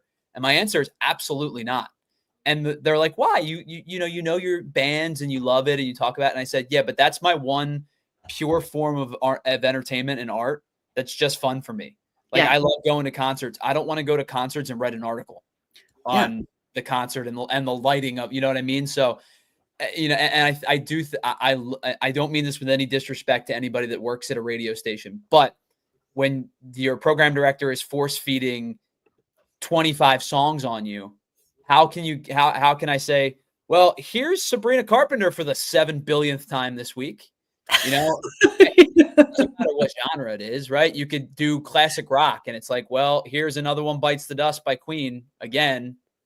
And it would become almost, I don't want to say mind numbing, but for me, it would take the joy out of music. Yeah, no, I totally agree. And that's why I got into production and not film analysis and reviewing. So, and like there's times even doing this job where I love what I do and I wouldn't trade it for the world. But there are times where I'm like, I watch college football and not Penn State because I cover Penn State. I watch college football on a Tuesday night, 2 random teams, because I get to do it for fun. Yeah. And I think you have to be able to separate that a little bit at times. Yeah. No. And so I have to imagine film, which is probably the snobbiest of all of those media outlets, has to be grading. Come on. I feel like music is just as snobby. I don't know. The arts are all kind of snobby. Well, that's fair. That's very fair. I think there's a lot of people that are doing it for, look at what I'm doing. Look at the accolades, as opposed to doing it because you love to do it. Yeah. I got to shout out a couple of friends of mine in the chat. Jasmine Amjad. She's asking where's B? And I said B is eating the bone. And I can literally, she has a giant bone. Like it is like this big. And I'll pick it up and bring it over here in a second. And then Ryan Murray. Huh? She's good for a while. She's content. Yeah. And then I got my friend Ryan Murray who says go Birds. Go Birds back to you. So let me ask you, as the producer of we'll talk birds for a second, as the producer of the Eagles show, when or if do you personally turn the page to next season? Because you're a diehard Eagles fan. Like seeing being on when we did the post game show of the Super Bowl, like it was pure elation from all of you, and it was so much fun. Yeah. When do you turn the page to next season? Like week 1. Okay. I think that's a great answer because I'm the same way. Yeah, I'm gonna float in this thing until the season starts again. I have to, and also people know this from watching, I'm sure from watching and listening to PHLY Eagles podcast, but my fiance is not an Eagles fan. So it is very difficult to live with a non-Eagles fan. I will not say which sports team he is, which football team he is a fan of, because it's just, I don't want to say it out loud. But one of the other 31. One of the other 31. But he cares more about college football, so it's not that big of a deal. But still, like he just, I'm starting, like you were mentioning, like, his music interest, and he's a big college football fan. I'm starting to think me and your fiance might be friends. You will be for sure. He and I have met very briefly at the office one time, but I'm starting to think that we might hit it off if we were to hang out together. Yeah. Aside from his NFL team and also probably his college team. Well, college I think is different. Like if I did not go to Penn State, I don't know if I'd be a Penn State fan in the capacity that I am. Yeah. Like, I grew up watching them because it was the quote unquote like local team, because just Temple was just so bad for so long. But I think if I were not a Penn State alum, I would just be a college football fan. Yeah. Okay, that's fair. Yeah. I mean, I think he just enjoys watching it way more than the NFL in general, and also his team sucks, so that doesn't hurt. You're starting to give away who it might be. I don't know if you want to do that. This team there, and no, it's not the worst team in the NFC, but I'll leave it at that. All right, so Zack Wheeler's day is done. 5 1/3. Okay. Wasn't his best start. No. I think got plagued by the 1 inning really, but he leaves with 2 runners on, and Carlos Hernandez in to kind of pick up the pieces. Julia, if they get shut out in this game or they lose this game, I'm putting a work order in at PHLY to not do watch-alongs anymore. Okay. To the 0-2. And last year we had no success. Damien and I, we were all doing them. Like, we had no success. We might have to cut these out of our lives. My dad would always say, move a muscle, change a thought. Like, if something's not working, you got to change it. Like it's move a muscle, change a thought. I think you're right, because this team has been really, really good in the month of May, and they have. When's the last time you did a watch along? The series they got swept by the Mets. Okay, April. So there you go. Yeah, Mets and Braves. If you're watching, this is our last watch along.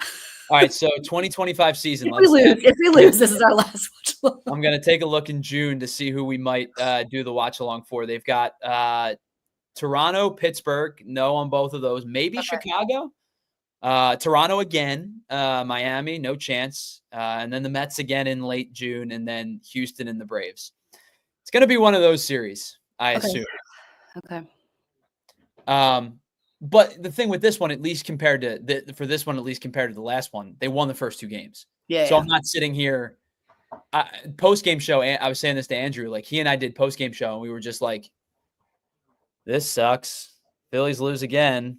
Yeah. They were lifeless. And if you remember too, that Mets series, it was the game Bryson Stott hit the 3-run home run to make it 5-4, and then Harper and Turner just awful at bats. And then the next night we're like, oh, well, at least they showed some life. Yeah. And they were lifeless in that game. So at least with this one, they've won the first 2. And that one is when I was still like cursing out Romano. I'm just, oh man. Yep. I haven't fully turned the corner. I'm just like, all right, he's been obviously better. Today he wasn't great, but he's been better. But that game, I was like, oh no. I was like, and I always have faith. Like, I always just have to believe, like, they have to. You never know. Like, there could be the game. Like, baseball is the weirdest, wonkiest game. I always say it is the most beautiful, stupid game ever. Yeah. Because you get things where people say only in baseball, or that's baseball, or baseball period is a sentence, like weird things happen in this sport. It's just way too fluid. And, sometimes you go, through 162 games, there are just ebbs and flows of a season. Yep. And whether that be for a player, a pitching staff, a team, Bob Cooney always says you win 60 and lose 60. Now, there are some teams that are not going to win 60 games this year, like the Colorado Rockies. But yeah, oh my gosh. So we had Christian Saez on from the DMVR Rockies podcast last week. Yeah. And I straight up asked him, I said, hey, how do you keep things fun? Because they do a good show. He and Spence are awesome. Yeah. I'm like, how do you keep things fun with a team that's this bad? Yeah. And he was like, is bourbon an answer? Well, that's got to be rough.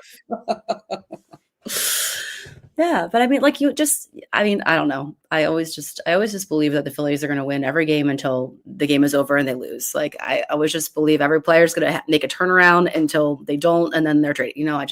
You're an eternal optimist in a city full of eternal pessimists. I am, especially with Phillies. I mean, just not right now. Currently, all right, I've got to change the scoreboard. Yeah. But like I was at the game. Oh, I've been at a bunch of amazing games, like historic games. But I was at the game like with the Trey Turner standing ovation. I was at that game. Sure. I was at Lorenzen's like no hitter. I've been at like some really amazing games, and then it's like, all right, Lorenzen, it's just like it can go either way. It just stupid. It's the beauty of it, though. People think baseball is boring. I'm like, you just don't know it, So I think I have always told people 6-0. By the way, they get out of the inning. I've always told people if you think baseball's boring, that's okay. I get it because it is a slow-paced game, but it is an untimed game for a reason. I think there is a lot of calculation. I think there's a lot of strategy. And I know, like, I was somebody who, when they implemented the DH in the National League, I'm like, this sucks. It takes the strategy out of it. Now, it's helped the Phillies because Kyle Schwarber. Yeah. But I think that baseball does have a long-standing history of being thinking methodical game. And there's beauty in that. And if you find that boring, that's totally okay. But even as a diehard baseball fan, I have said if I were commissioner for a day, the first thing I'm doing is I'm chopping like 30 games off the season. And I would chop off 15 on the front end and 15 on the back end. There is just no reason. Spread it out a little more. Well, even if you want to keep the same pace, there's no reason to me in a sport where you play 80% of your game in the blistering heat to decide your champion in 40-degree weather. Yeah. And I know you could say, well, in the NFL, they start in September and then by January it's cold, but it's like play once a week. It's right. And it's a cold weather sport. It's intended to be played that way. Even for like me, who says there should be a retractable roof on every stadium, there's a brute point of the NFL that doesn't exist in baseball. Yeah. All right. Do we have time? I know you're trying to update the scoreboard. Do we have time to pause and do some ad reads real quick? Yeah. 1 sec. Let me get. All right. Let's pause and tell you about some of our friends here at PHLY. All right. Let's start with GLAT Hair. GLAT Hair Restoration. Johnny Marks has been telling you about GLAT for years now. And the reason is because he is a walking testament to the work that they do. But it's not just about hair restoration with GLAT. It's about the innovative processes. It's about walking you through every step of the process and making you feel like you are a one-of-one patient.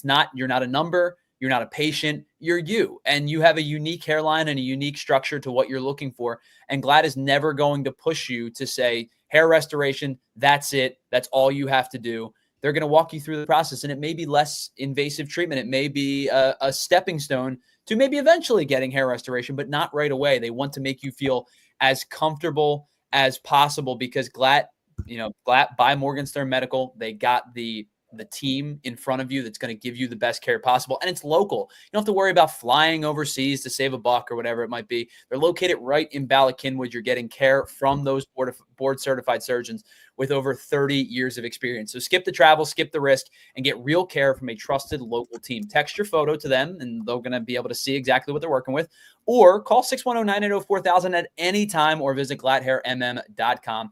That's GLAT Hair by Morgenstern Medical. Let's get that hairline back in the game.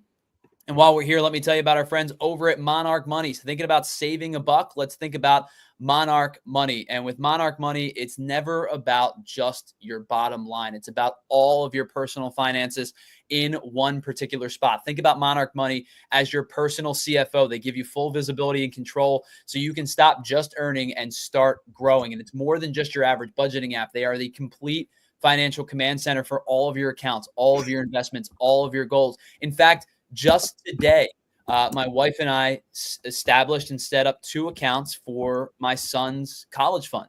One's a college fund, one's an high interest savings account, and we want to know how we're able to track those. And so with Monarch Money, we're able to do just that and keep everything in one place, because college is expensive. So even though he's only 7 months old, it's time to start saving right now, because it's only going to get more and more expensive. So start managing your finances to build the life that you want, whether it's about a savings plan, whether it's about your retirement plan, whatever the case may be. Monarch Money is there for you. Get control of your overall finances with Monarch Money. Use code PHLY at monarchmoney.com in your browser and save half off for your first year. That's 50% off your first year at monarchmoney.com with the code PHLY. Welcome back to the PHLY Phillies in-game watch-along. We are laboring through this 6th inning with you, and we're almost 2 hours into the game, and the Phillies have yet to score. So we're having fun. No bueno. Jules, let me ask you, are you, because I'm super excited about this, are you participating in our PHLY second annual golf outing? Unfortunately, I mean, I guess not unfortunately, because my brother's getting married, but fortunately, my brother's getting married, but unfortunately, it falls on the same date as the golf tournament. Yeah, I think you have a pass on this one. Yeah. But I would love to just drive around a golf cart. I do not like playing golf. I'm terrible at it. I tried it once. It's not for me. Dwayne loves it. Kudos to everyone that does. My brother is a huge golfer, so he would be there if he wasn't getting married. By the way, PHLY Phillies in game and all of our PHLY broadcasts brought to you by our friends over at Bet365. I am terrible. I am admittedly terrible at golf. I go for the camaraderie portion of it.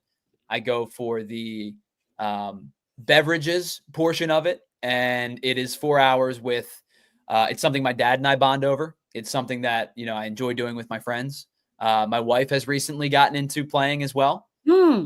And she is a former college softball player. So she has the absolute, pick the leg up, absolute softball type swing. But my goodness, she can hit the ball a ways. She is, she's like I said, college softball player. She was a very good hitter in her own right too.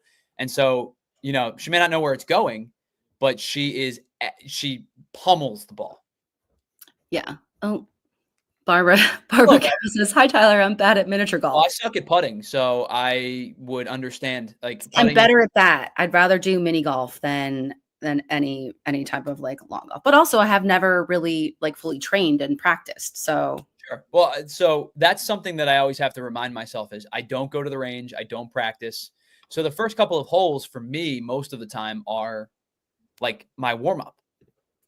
So I'm not, and again, even at my best, I stink. Don't get me wrong. I am not a good golfer, but I'm not at my best through 4 or 5 holes. Yeah.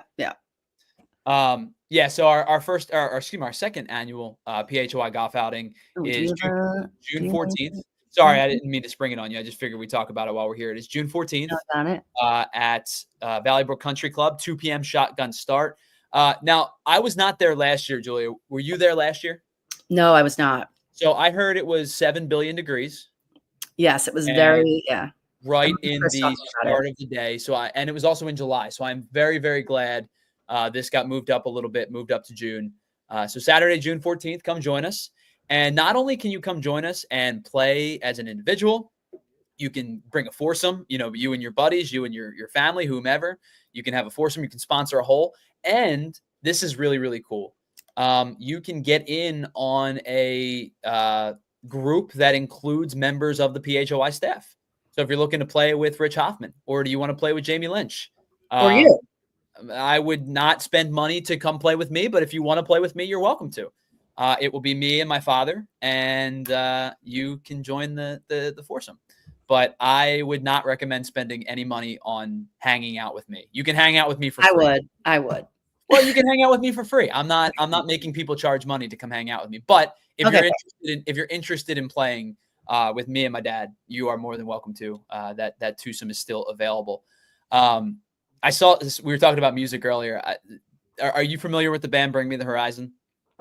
Bring Me the Horizon. No. What type? So their lead singer, his name is Ollie Sykes, and Ollie there was this like rampage of lead singers doing VIP like meet and greets in the early 2010s in that genre. So mind you, smaller metal community, right? Mhm. And they were charging hundreds of dollars for photos and meet and greets. And so one day Ollie Sykes put out a tweet, was like, new VIP at our next event. Come take a selfie with me. Price absolutely free. Stop being, cheap, whats. Yeah. And I was like, good for you, man. That's cool. Because then, you get people that want to come see you that may not be able to afford the VIP type of setting. Yeah. And and Ollie is a billion times more famous than me. But I have that same mindset of, I'll hang out with you. You want to have a drink after the round? Let's do it. You want to take some selfies? Let's do it. It's not worth anything. So come hang out with me for free. Yeah. Listen, I would be there to hang out. If it wasn't my brother's wedding, I would be there to hang out. I would drive the golf cart around. I would be like filming. I'm sure I'd be working in some capacity, but I would not be golfing. We're people. I always say this. We are people with really cool jobs. Yes. And so inherently people think, wow, that's a really cool experience. I'm just a guy, right? I'm hanging out at my mom's house right now doing this show. I'm going to go home. My wife and baby are going to be sleeping, and I'm going to go to work the next day, just like everybody else. I am just a guy who has a really cool job. I am blessed and really lucky to have this cool job, but I am legitimately just a guy. But you're an awesome guy, Tyler. Well, I appreciate that. Thank you. Yeah, try to be a good person, but like, you get my point, right? Like, I am not a VIP, or at least I don't feel that way. Yeah. Well, INS says, this sounds fun. I prefer to play with awful players, to be honest. So. Oh yeah, I don't know if you're any good, INS, but so when I say awful, and I'll put this into perspective. Like when I say awful, your average. My goal when I play my goal when I played consistently is to break 100. If I'm in the double digits, that is a great day for me. If I'm like 98, 99, awesome day. More times than not, I'm probably like 105, 107, depending on the course. I can't drive for anything. I have abandoned my driver. I hit everything off the tee with a 3-iron or a 5-iron. See, I don't even know what that means. So yeah. So the reason behind it is I seem to hit my irons well. That's probably my best part of my game. Okay. But when I was hitting my driver, everything was slicing. So it would come off the tee and I had to be in the woods. And so my thought was, if I take 25 or 30 yards off my drive, but I'm in the fairway, shot 2 becomes a lot easier. And so I started hitting irons off the tee, and my buddies always give me crap. They're like, you play grandpa golf. And I'm like, you're right. I do play grandpa golf. But have you seen grandpas go out and play and they come back and they're like, yeah, I shot an 84. And it's like, dude, you hit the ball 12 feet, but they're on the fairway consistently and they know how to putt, and which I can't do. I can't putt at all. Yeah. But you know what I mean? Like, I gave up driving and I play grandpa golf now. That sounds great. I would do that. Because otherwise I just get frustrated because I'm not good. And, you have that competitive nature in you, that, and golf is truly you against the sport. It's you against yourself. Right. And so I get frustrated. And again, I have to come back to, like, you don't practice, you're not good. Yeah. You should probably ease off yourself a little bit. Yeah. Well, my brother plays, once the weather is, even if the weather isn't good, he's playing all the time. He's playing like 2-3 times a week. Oh, so your brother can play. Yeah. No, he's very good.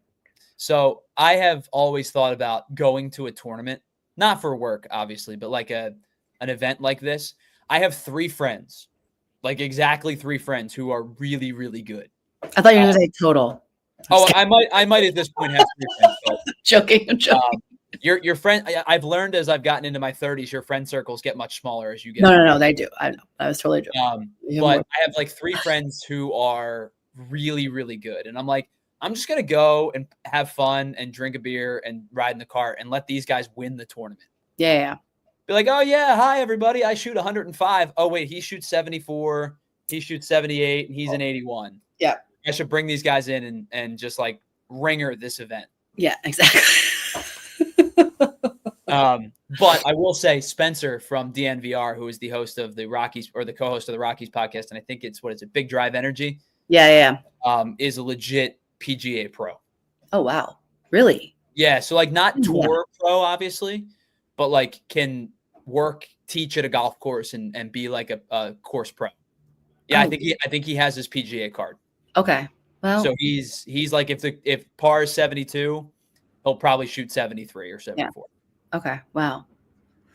See, if I had more free time, I wouldn't be opposed to like taking lessons. Same thing I feel with like skiing, not snowboarding. We'll not do that. But like with skiing, I'm like, I would ski, but I just don't know how to do it, and I'm terrible at it. Golf, don't know how to do it. I'm terrible at it. Dwayne tried to teach me. I was like, I'll just drive the golf cart. I'd rather just do that. Like, this is not for me. So you bring up like skiing and snowboarding. I haven't gone in a long time. I don't think at this point my knees would take it. Yeah. But if you're looking for one of those action sports, our associate producer Joey is a professional skateboarder.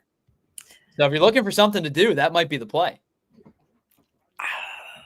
I'm more like, I'd rather just film people doing it.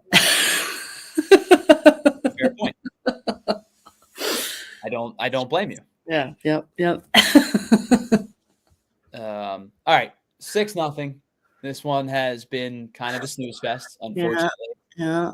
I thought it was like going pretty fast, and I was like, oh, good. Like, that's already the third. Like, things are moving along. And comes to a screeching halt as Zack Wheeler, his official line today, 5 1/3, 6 earned runs. I apologize.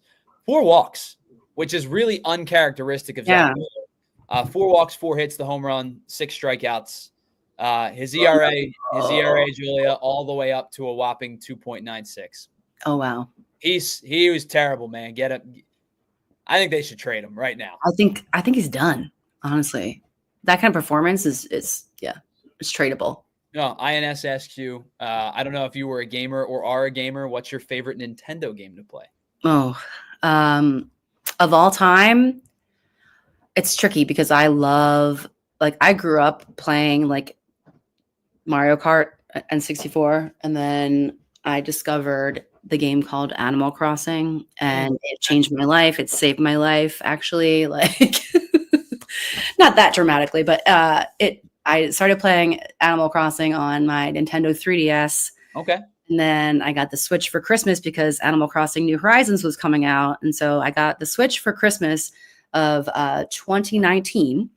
And so I had a brand new Switch, got Animal Crossing sent to me in the mail before 2020. I got it March 20th, 2020. And the rest was history. I just became so addicted to this game. I played it every day. And a lot of free time. A lot of free time for some reason. It was just randomly just a lot of free time. But Animal Crossing is by far like my favorite. But I love Mario Kart. I love Mario Party. Mario Party I've been playing a lot more recently. I haven't played Animal Crossing in a while. Mario Party ends friendships. No, but you can just play mini games and then it's fine. You don't have to play full Mario Party games. You can just do mini games. And that's fair.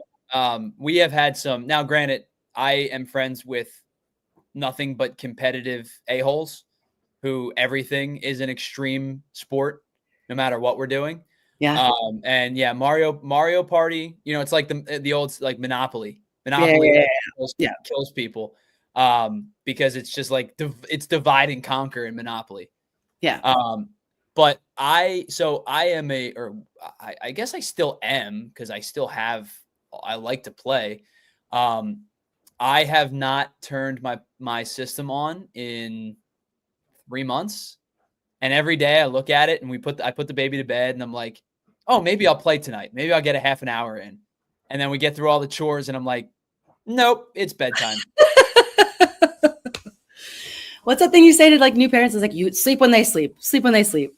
Sleep when they sleep is the biggest BS in the history of the world. Because if I slept when he slept, my apartment would be a disaster. Nothing would ever be cleaned. I would have no semblance of a life whatsoever. Sleep when they sleep is a total fallacy. Okay. I gotta change the scoreboard. Fudge. 8-0. I'm getting better at not cursing or trying to curse. So this is what you learn when you don't, or when you're not on camera at all and you curse all the time and then you can't curse. 2 hours into the broadcast. This is now almost 3 hours into our live events today. Okay. So I have not, unfortunately, been able to play a lot of games recently. So I think the last game that I played and completed was probably right before my son was born. Was what did I play? I forget exactly what it was, but 2 Christmases ago, or two like winters ago, I was playing Assassin's Creed Valhalla, and it is very open world, and I am completionist when I play those type of games. Like, Oh God. I got 100% the whole game, or it doesn't count to me. How long did it take you? I played that game for 131 hours. And I beat the game, and my wife said to me, I told her the next morning, I said, hey, I beat the game. Cause she would go to bed and I'd play for like 3 hours. Yeah. And she said to me, I said, hey, I beat the game. And she goes, oh, does that mean I get my husband back now? Oh. And I'm like, oh, wow. Was I really playing that much? She goes, yeah, you were playing quite a bit. And like I said, I went and looked at the hours, and I played it took me 131 hours to beat the game. Oh my God. You guys logged in like more than that on Animal Crossing, but you can't beat. It's not a game you beat. Right. That's playing. Yeah. That's a infinite world game you could play. Play. Yeah. And that's what I love about it. It's just, it never ends. It's just forever until it's your friends. To ask the question about Nintendo specifically. Yes. I am now not like pro good, but like I'm sneaky really good at Tetris. Okay. I don't know why. I just was one of the games I've always been good at because I am terrible at Mario Kart. Like, so is Dwayne, so maybe you are best friends. I think we might be. What's the scene in Step Brothers? We just become best friends. I am terrible at the Mario games, so I needed something alternatively when I was playing on Nintendo, and like to the point where I'll just sit and play on my laptop with like the keys. I love Tetris. I played it on Game Boy. Oh, see, that's the way to go. The black and white screen. Well, I had the color Game Boy because I was okay. very spoiled. I had the purple color Game Boy, and I would play Tetris. I would play Tetris, and then I got the camera extension for it, so I would like take photos and then print them out. Like that's how early on I was like into photo and film. But Tetris and any easy game, anything that stressed me out, I was like, this is too much. Like I'd watch my brother play like GoldenEye. Oh, for sure. And like when the screen went fully red, I was like, nope, F this. I'm not. Nope, not for me. I was playing a Star Wars game. It was one of the newer Star Wars games, and I was at like towards the end, and I remember spending like 3 days on a boss, and it got to the point where my wife was like, "Why are you playing this? This doesn't bring you joy, does it?" And I'm like, "It did." Like gritted teeth. Used to. Did. And she's like, "Can you just put it down for now?" And I'm like, "No, at this point, this is a social experiment at this point. Like I need to beat this game for my mental sanity." And I think I shut it off two separate nights. And I'm like, nope. Because I'm gonna end up throwing my PlayStation. Yeah. I think I just never realized that you could beat games. Like every time I played a game growing up, I was just like, oh, you just kept playing, and I never realized you could beat them. And then over time, obviously I did, but like Dwayne is a huge gamer and he plays a bunch of different games, and like he loves oh my gosh, he's gonna be very mad at me for not knowing this. Gears of War, yeah. Yeah, that's one. He's got like a tattoo of that, loves that one. I think he's beat that one a bunch. But like every game he plays until he beats it. And he has his like separate console now, like upstairs, and he just like, yeah. And I just like when we first started dating, I would hear him just like screaming. I was just like, okay, I'll be in the other room playing Animal Crossing, building my island, and everything's great. Yeah, when you live in like finite spaces, like in an apartment or a smaller home, it's like there's nowhere for you to go when the other person in your house is screaming at the TV. Yeah, exactly. I can totally relate to that because I am that person. When I play Madden. You know, it's not my fault I threw an interception. Yeah. It's the system's fault. Yeah, exactly. Wait, was that a foul? Yeah, just foul. Yeah, this one's gotten out of hand. 8-0. I think you may see a position player pitch today. Because I don't think with a doubleheader today and a series starting tomorrow. Yeah. I don't think Rob Thompson's going to want to tax the bullpen much more. I don't know who that player is. Who's on the bench today? So Harper's unavailable. It wouldn't be him anyway. I don't think they'd use Marchand. Who else is even available? Marsh? Marsh. Guess what would probably? I bet you what would happen is they would put Marsh in the outfield, and Rojas would come to pitch. Yeah. But yeah, I think we're trending towards a position player pitching. Oh man. All right. So K-Red talks about the Elden Rings game. That Bloodborne. I'm not doing it. I know how I get with video games, and those are like historically the hardest games ever. I'm not doing it. I'm not even going to attempt to play. I'm not putting myself. So I like a challenge, but I also am somebody that needs to feel like they're in control of the game. So, like, for example, I played a Resident Evil game where I felt the entire time like I was having like heart palpitations. Like, I didn't feel like I was in control at all. I can't play those games. That game was so much fun because it was like a really well done horror game, but like it was just not. It was making me have like anxiety. Yeah.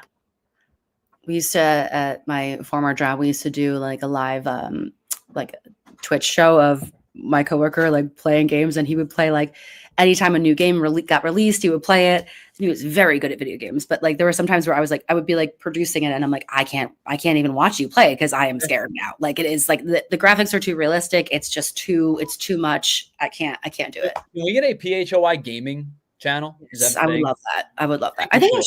I think our Discord has a gaming one. Oh, it does. I'm talking about like you just said, doing a because I'm terrible at sports video games. I'm terrible at them. I do not even play against any of you. Terrible.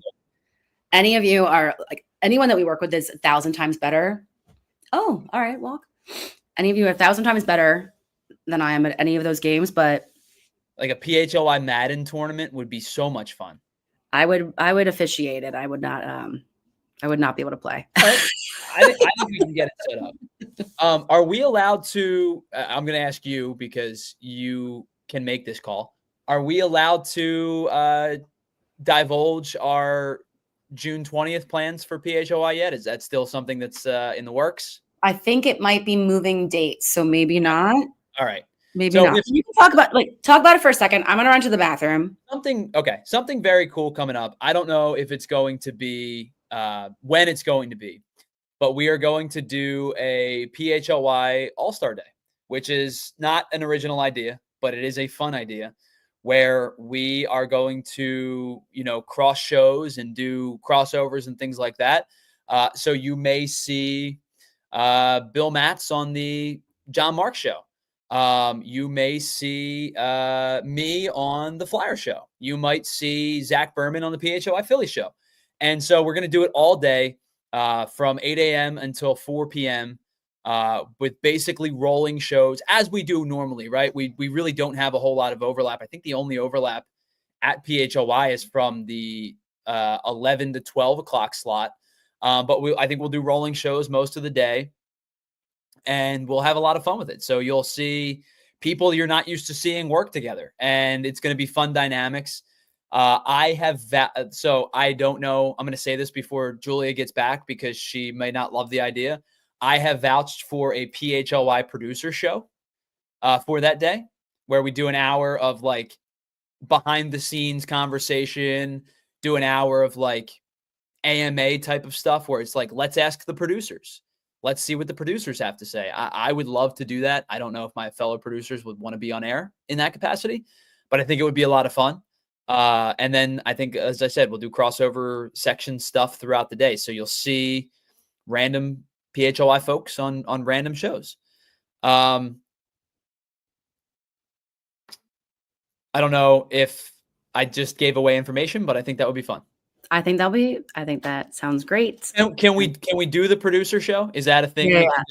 I think it'll be a part of it. Like it's going to be like a marathon all day. So which is awesome. There'll be parts of it where it'll be, I don't know the layout yet. We don't know what the schedule is going to be, but you'll get to see every member of the PHLY family that's on and off camera. So my grand idea for the PHLY producer show is like a behind the scenes AMA, ask us anything type of thing. I love that. I think it would be really cool to give the producer perspective of how we do things, because there's a lot of work that goes into producing a show that doesn't get seen, or is like, for example, when we make graphics, we'll throw up a graphic and it has stats or like quotes or whatever. It may be on the screen for 8 to 10 seconds, but that took 8 to 10 minutes to make. Exactly. And I have said this for a while now. And this is not, you don't have to be like, oh no, you do a good job. Like, hi B. Ruby, come on. I am the worst technical producer we have, and we all have our strengths. No. And the reason I say that is because of the skill set of our other producers. You do an excellent job. Brenna is world-class when it comes to the technical production side of things. Bree and Andrew do a great job. Like, I have my skill set, and my skill set is on air and the like co-host and hosting side of things. And just your brain is infinite, and it's just, we have unbelievable technical producers who I think deserve to tell their story. I think the AMA is a great idea, because I think, at least for me, I don't know, I'm a little shy sometimes. I mean, being on camera with you make it easy, but I think having What's wrong with me for like an hour and a half straight? I don't know what you're talking about.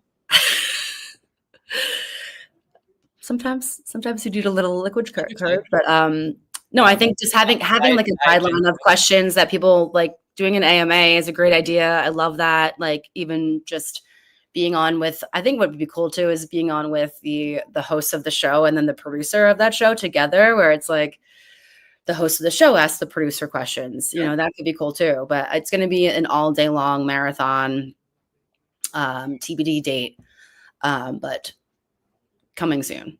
Yeah, I think it's going to be a lot of fun. Yeah. Phillies still have not. The reason we're doing all of this is because the Phillies have not mounted any kind of resistance. 2 outs in the bottom of the 7th, runner on first, Trey Turner up. So far today, the Phillies have 2 hits. 2 hits today. Chris Sale gave up 2 hits. Rafael Montero has come in on relief. He's not given up a hit so far. They have 6 base runners because of 4 walks, 3 by Sale and 1 by Montero. But it was, an unfortunate offensive performance from a day that, could have been a series sweep, but I'm not going to sit here and complain all that much. Like, anytime a series gets played, I always say sweeps are hard. It doesn't matter who you play. You could play the Pirates and you swept them. Great. You could play the A's and take 2 of 3. Awesome. You could play the Rockies and sweep them in 4. Awesome. Sweeps are hard against professional teams.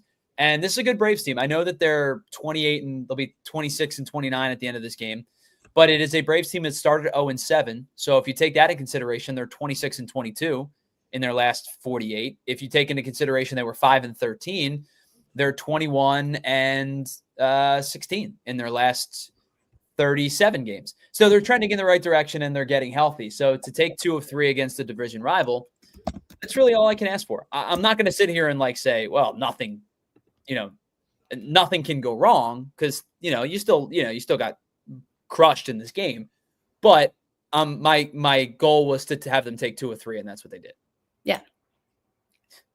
So let's take I don't want to dive too deep into it, but the Phillies and Brewers this weekend. I'm going on Sunday. What's that? I'm going on Sunday. So you have a fairly strong record in attendance.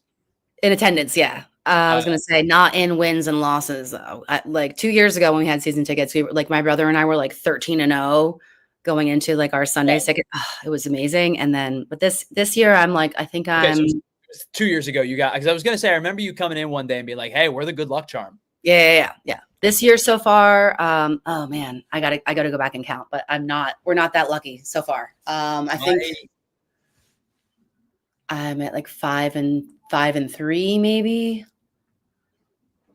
I gotta look. I'll get back to you. I think so. I went to opening day with Philly Sports Trips. I was at the home opener with you guys. Yep. I went to one other game, and I think I'm 3-0, but I have not been since the first Rocky series. Okay. So I question: do I risk it and go back, or do I just say, "Hey, 3-0, and that's my contribution"? No, you got to go. Come on, Tyler. So Get out of here. We took we took our son. He was, I don't know, we've been 5 months at the time, and it was like the coolest dad moment ever. Because we went on Game Time, and this is not like an ad read. This is truly, we were on Game Time, and found really cheap. It was a Thursday afternoon. It was the Rockies. It was not very nice. It was overcast, so we got like really nice tickets, actually in the Hall of Fame level, Nice. for dirt cheap. It was awesome. But so at one point we went out to get food, and my wife was hanging out in the Hall of Fame level, and I'm like, "Hey, I'm taking the baby. We're going and sitting in the seats. We're having like a father-son moment." And it was so like surreal. I like, he had no care. Honestly, what he liked the most was the scoreboard, because he loves TV. The colors and the lights and everything. Yeah. Addicted to TV at 7 months old. Yeah.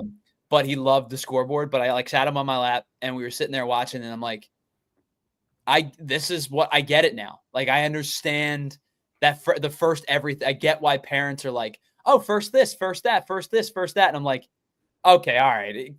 There's a million first. And then you become a parent and they go, oh, wait a minute. Okay, I understand it now. It was a really cool moment. I'm really excited to take him back. Yeah. And two, like, my wife, obviously, like I said, she's played softball in college. She loves baseball. She loves softball. So it's a perfect mix for us where I'm covering the game every night, but we'd watch it anyway, no matter if I was working or not. Yeah, so exactly. it's a cool now like trio family moment where we sit and watch the Phillies most nights.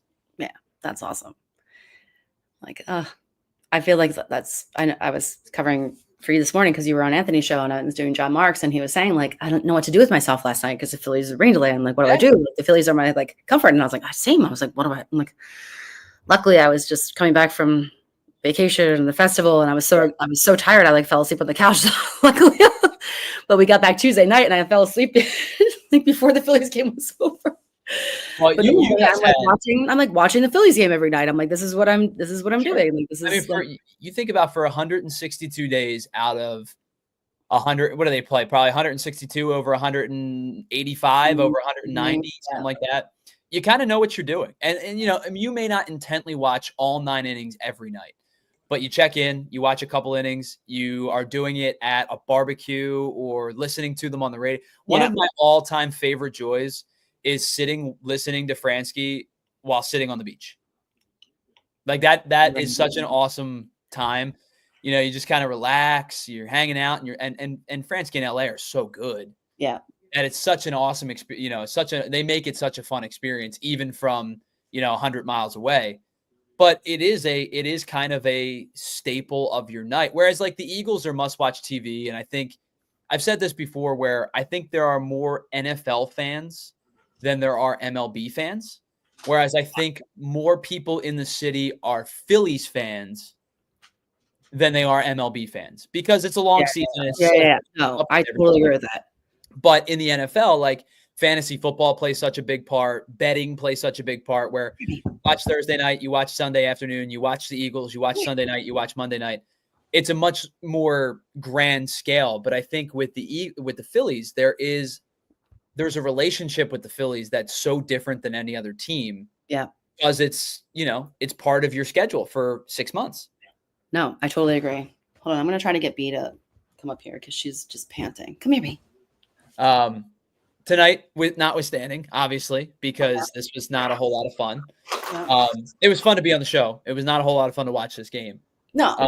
But the beauty of baseball is that there is a game 24 hours away.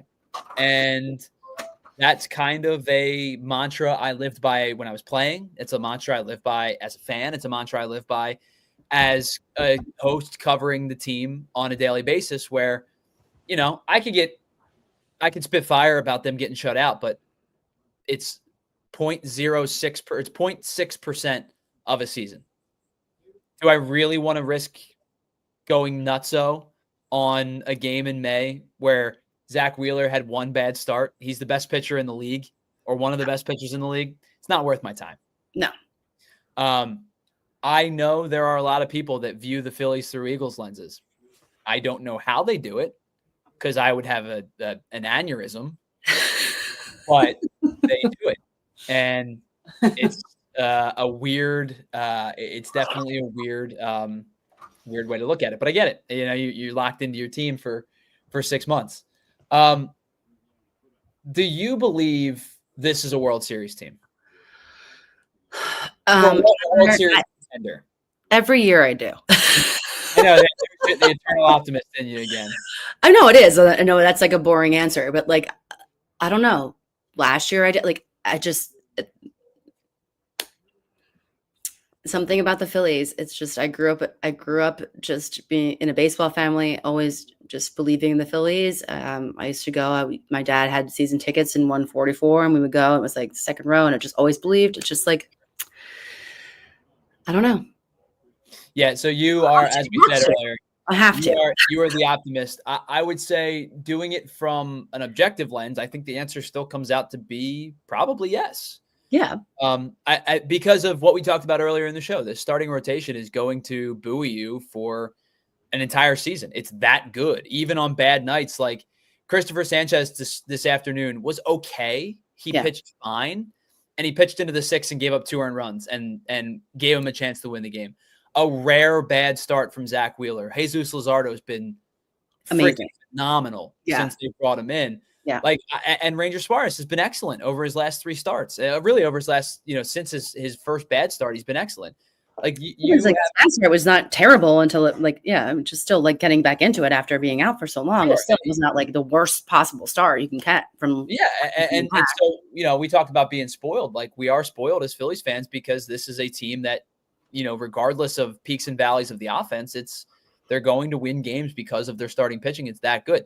Are there holes? Sure. The bullpen still needs an arm, I think. Like, could they use I truly believe the everyday center fielder is not on this roster. Like, I don't believe in Brandon Marsh at all. I know that it's probably unfair at this point how much I crush Brandon Marsh, but I am not a Brandon Marsh believer. And I think that Johan Rojas is a fine 4th outfielder, but I think that they still need a starting center fielder. I think they need a bullpen piece.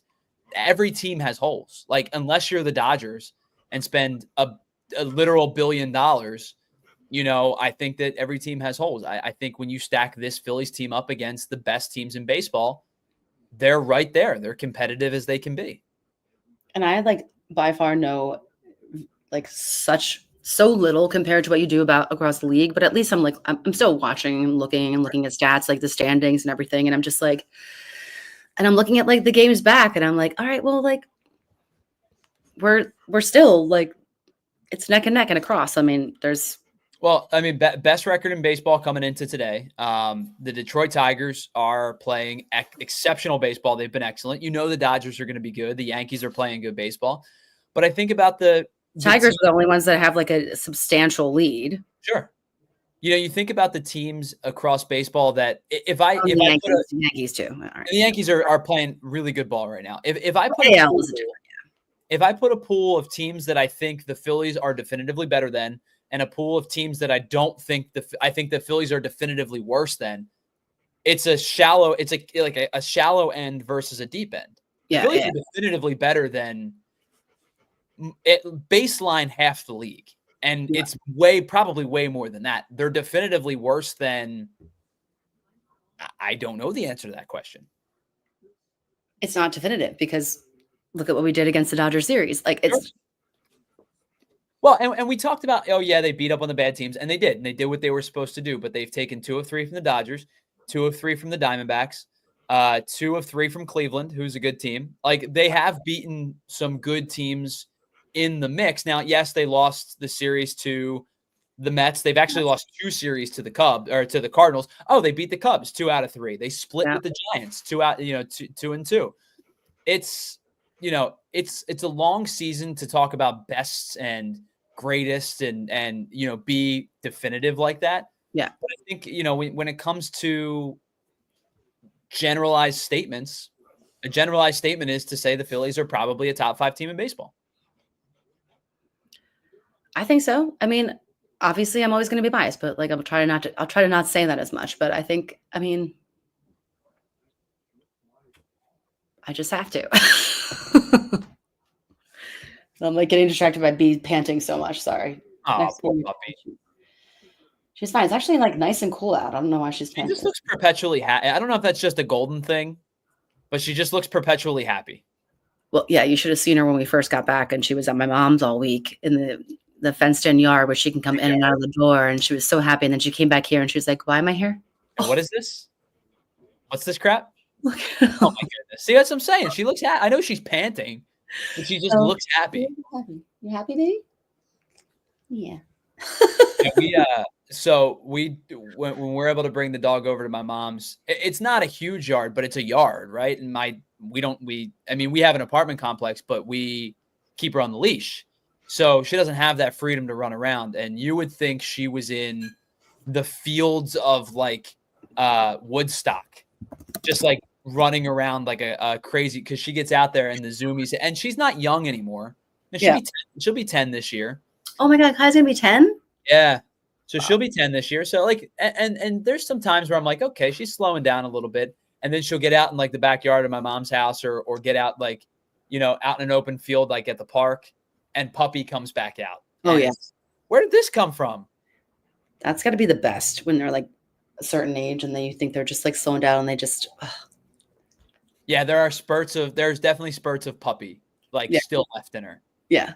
She's a little more lethargic these days. She's a little more, sleeps in and wants to be on her bed and in her crate a little bit more than usual. But when she gets that, like when I come home after a long day, the apartment zoomies are real. Like last night after Cheap Seats. Oh, it was, and I was like, you got to be quiet. The baby's sleeping. And she's like doing NASCAR laps up and down our couch. But it's so funny. I'm like, it is a perpetual, no matter how bad your day is, having the dog come to the door and be perpetually happy to see you is one of the coolest things in life. It is. It is. Oh, by the way, I want to, because we were talking about the producer day, and INS is, jokes and like, oh, Julia wants Bo fired every day. Tyler says John Marks is egotistical. We'll be open and candid about things, but I'm not throwing my coworkers under the bus. And second of all, I like all of our coworkers. Yeah. We have a cool staff. Honestly, I would. I'm not don't want anyone fired. I don't want anyone fired any day. We work in an industry where even if you don't like the people you work with, you kind of have to suck it up and bear it because it's a front-facing industry. But I say this from the bottom of my heart and truly mean this. We have a very cool staff that I enjoy working with. I agree. And also we're going to do in addition to the, what are we calling it? All-Star Day? All-Star Day? Yeah, sure. We're also going to be doing the Ospreys. Oh, yes. I forgot about the Ospreys for the PHLY Eagles podcast. When is that a live broadcast? That's not going to be live, but it's going to be a ticketed event where we will record it and it will air later, but it'll be ticketed for people to be there in person. Okay. So even more of a incentive to be there in person. And hopefully we'll get the rest of PHLY staff to be there too. Oh, I assume the typical PHLY Eagles show, you, Bo, Zach, and then Fran, hopefully Professor. Hopefully. Have everybody along with us? And special guests and like it's going to be like an award show. So like hopefully the majority of the PHLY staff will be able to be there. I don't know if you were with us when Jamie and I were talking about it. Award for best ad read breakdown goes to Bo and Zach and Fran a couple weeks ago. The bet part? Yes. To the point where when I tuned back in, I wasn't even laughing at what Bo or Zach was saying. I was laughing at them laughing. Tyler, I had like, uncontrollable laughing. I'm sure. I don't know if you've gotten this feeling when you're producing, but like I took the headphones off. I turned in my chair. I had to like move my head and cover my face because I can see like in B, I can see all of them. Sure. Right. And so like, I was like, I didn't want to see. And Bo looked at me and then I lost it. After Zach was like, it was Zach. And then Bo made me lose it even further. And Zach is the when Zach loses it, Zach loses it all out, like no one has a chance. Like the utmost, like journalist to a T, professional, takes his job very seriously, takes his craft very seriously, and to boot, an unbelievably nice human being. But Like best. the last guy I would expect to break character on a show like that. And it didn't even like I think he just the list of every like, and that sometimes his like enthusiasm, like I love him so much. I mean, I've known Zach since we were 10 years old. So right, so you guys have a much longer standing relationship than just this show. Yeah. But I just like, and so seeing him lose it, like it's just so much more like oh my God, if Zach loses it, then no matter what he loses it over, you have no chance. You are just gone because he is not the type of person to lose it. Oh, I can update the scoreboard. Hey, you're on the board. All right. Not a shutout. Okay, baby. Let's go. Oh, you might get 2. Don't count the Phils out just yet, folks. Okay, see, this is why I say this to Dwayne all the time. This is why you cannot stop watching a game because you never know. You never know. I am going to say this with almost certainty. They are not winning this ball game. However, it is good to see that they've put something together. 8-2 is still not very stomachable, but it's better than a shit. Did you see this throw, by the way? Yeah, what was that? Verdugo just like spiked it into the ground. What was he? Was he aiming for home? So I made exactly one throw like that in my, not spiked it. I went the other way. I went and was playing. I forget if I was in left or right, but I came up firing. Guy was rounding third. Probably should have just hit the cut. So a little backstory. I didn't have a very strong arm. I was accurate, but didn't have a very strong arm. Probably should have hit the cutoff man. Decided I was going to go macho and try to shoot the guy out at the plate. Sure. And I sailed it into the metal backstop. Like, you know how Little League fields all have the metal caging? Oh, yeah. Sailed it into the metal cage. And it was like, I let the ball go, and it was one of those things where I let it go, and I'm like, I think I need to pretend I'm hurt for a second just to, like, not be embarrassed. That was, yeah, I picture it clear as day. I could tell you where I was. It was one of the most, and like, I remember my coach didn't even get mad. He's just like, what? Yeah. What was that? Yeah, that was an embarrassing one. I will say that. And then the other, I've told this one before. The other embarrassing one for me was, I was standing on second. In the bottom half, I think we played 7. And in the bottom half of the 7th, it was a tie ball game. I was the winning run with 2 outs in the bottom of the 7th. And guy hit kind of a little cue shot that found its way into the outfield. And I didn't get a great jump. I took a wide turn rounding third.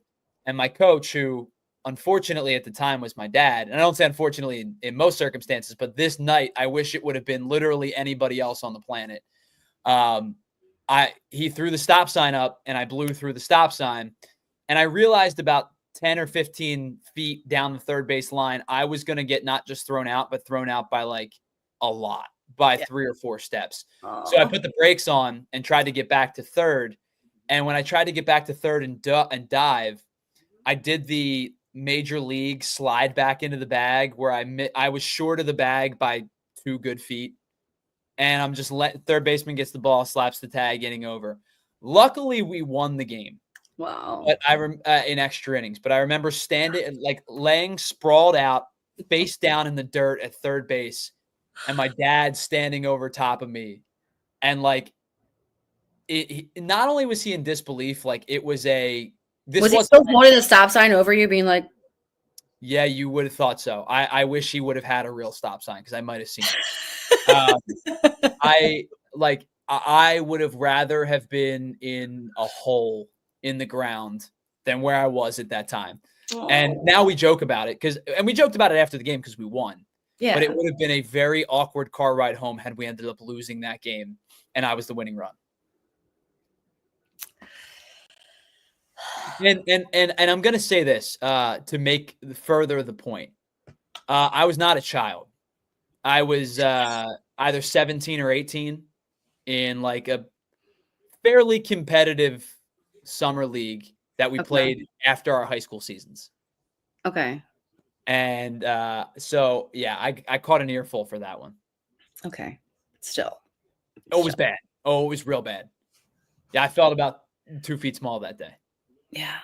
I mean, I never played softball. I never obviously played baseball. But I can't imagine like I was a sprinter. I did track, I did field, I played lacrosse, I played soccer. Like I was just a runner. Think about running a sprint and falling down at like the 90-meter mark. But I think I would also probably do the same thing where I wouldn't stop. I probably would have done the same exact thing where I just would have like you get the momentum and you just like I don't know, like yeah.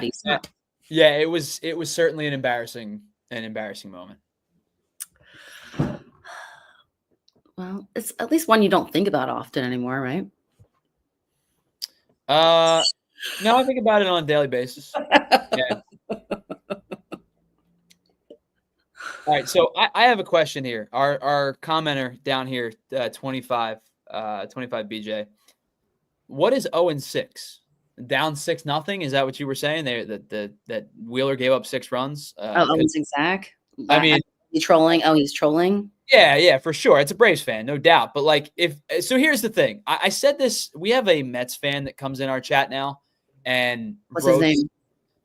I don't remember. But roast Jose Alvarado for getting popped for PEDs. Okay. And the first time the Mets fan came into our chat, it was kind of a funny play on words. Like he said Jose Alvarado, something along those lines. And it was like, okay, clever enough. Yeah. But the problem was he got his first name wrong. I forget what he called him, but his name is, I was like, his name's like, your joke's invalid because Joseph or something like, I forget what he said, but he got his first name wrong. And then he's been in our chat quite a few times with the same joke. And I'm like, all right, the running joke is over. It's not even funny anymore.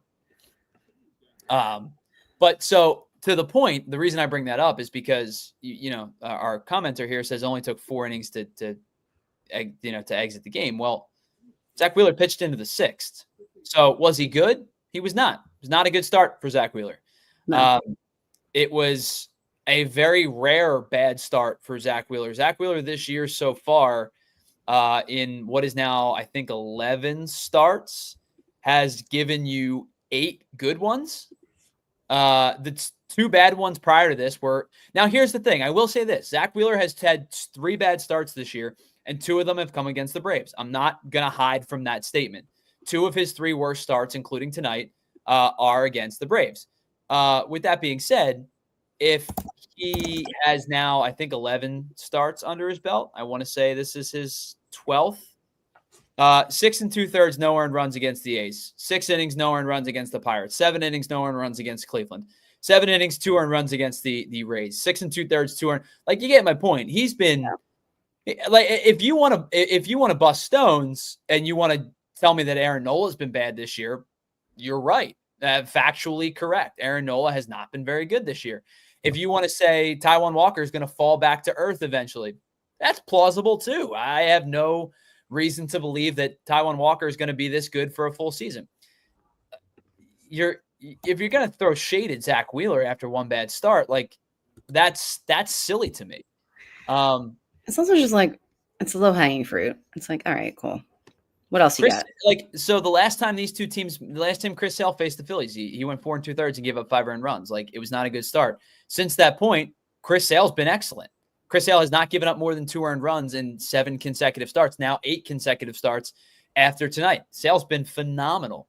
Like, I can objectively look at the league and tell you who's been good. And if it's a Met, it's a Met. If it's a Kodai Senga is one of the nastiest pitchers in baseball for the Mets. Chris Sale won a Cy Young last year, deserved it. And I was on this show in August and said, guys, I don't think Zack Wheeler's the Cy Young this year. I think Chris Sale is the Cy Young because he won the Triple Crown. He was the Cy Young. Like, we got to do these things somewhat objectively. Come in and troll, that's totally fine. Like, the Braves smashed the Phillies tonight. But if you're going to come in and troll, at least get it factually correct. Exactly. Get their name right at least. Come on. And to trade Zack Wheeler at the deadline would be, I would find a way to personally fire Dave Dombrowski myself if you're trading somebody of that ilk at the deadline. It doesn't matter who. I know. I'm like, there's not enough people watching to block this guy, but I would. Yeah, so, come at me 25 BJ. I think it's funny. I do. I think that we've talked a lot of we've puffed our chest out tonight about how good the Phillies have been this year. They didn't have it today. They won the first game. They won the first two. And now the Phillies and Braves over the course of their first 6 games are going to be 3-3. The Braves have gotten the better of the Phillies 31 out of 56 times in the regular season heading into this series. So they're 31-25 against the Phils over the last, I think it's 4 seasons now. So now they're 32-27. So slightly over 500. The Braves have been better against the Phillies. The Phillies have also beaten the Braves twice when it matters, right? In the postseason. So, we can do these things objectively. I'm totally okay with it. If we're going to come in and make stuff up, that I'm not interested in. No. Nope. I will be honest with you, Jules. The guy that is currently pitching tonight, I know is the 27th man. So that each team gets to call up an extra guy for the doubleheader. No. I have no idea who this guy is. I was just going to say, how do you even pronounce it? So the Phillies sent out a press release today saying that he was the additional 27th man. Okay. And in fact, added the pronunciation of his name into the email. I'm going to see if I can try to find it. Okay. It was earlier today. I don't exactly remember when it was. Okay. But yes, they legitimately added the pronunciation of his last name into the press release because Degoose would be my guess. It also, is DeGus. DeGus? Yes, DeGus. Okay, well. Also, if you have the post-game thumbnail, can you send that to me? Yes. Give me 1 second. I will send it in Slack. Okay, thank you. I'm going on Dropbox, and it's like this. All the other team things are not linking. I also had that issue with earlier things today, so I don't know if that's a universal problem that we may need to get fixed. Oh crap! Okay. But yes, I sent the. Now this is the type of conversation that you would get in our producer show because I sent the PSD that no one cares about except you and I.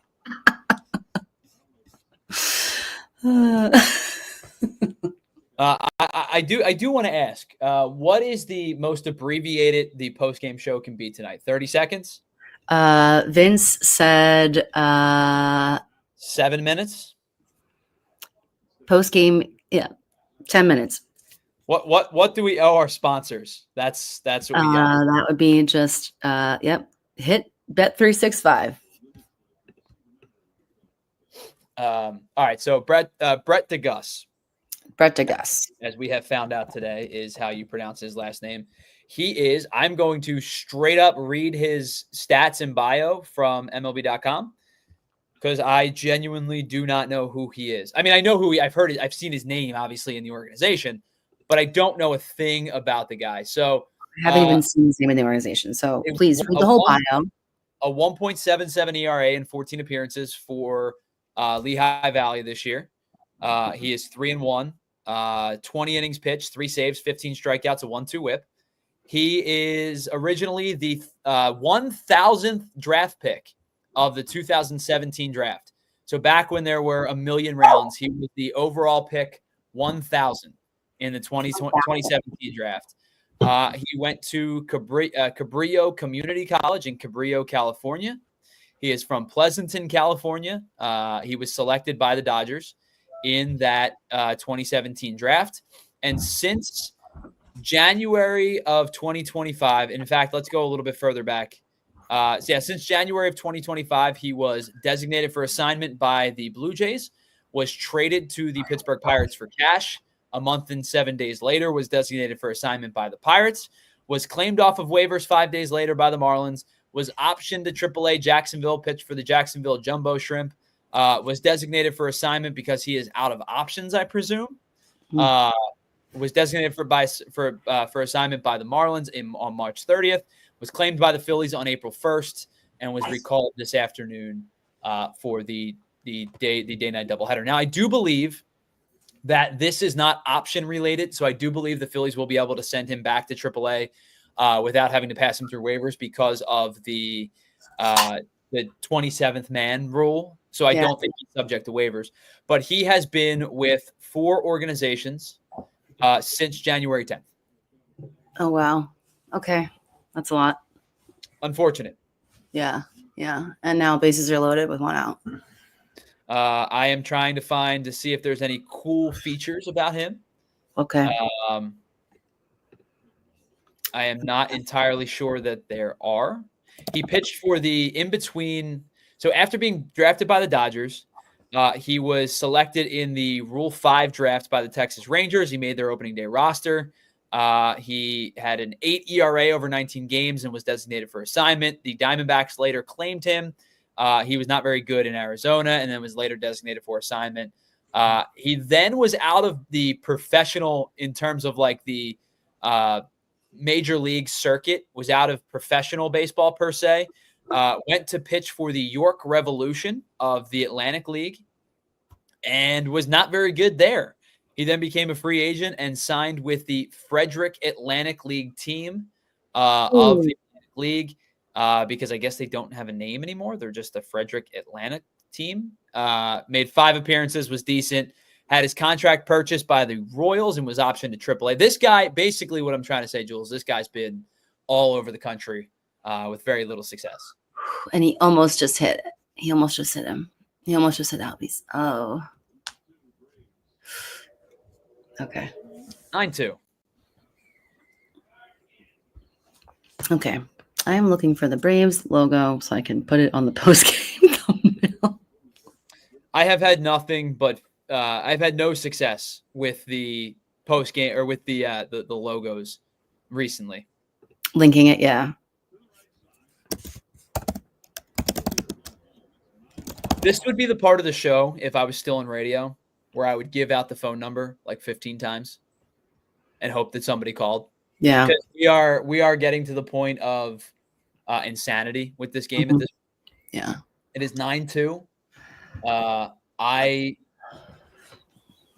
So I have a former coworker of mine, friend of mine as well, Tyrone Johnson, who I was coworkers with at the Fanatic, still friends with him to this day. Came up with an interesting baseball take, and I'm curious your thoughts. And I'm paraphrasing, so Tyrone, I'm sorry if I get this semi wrong.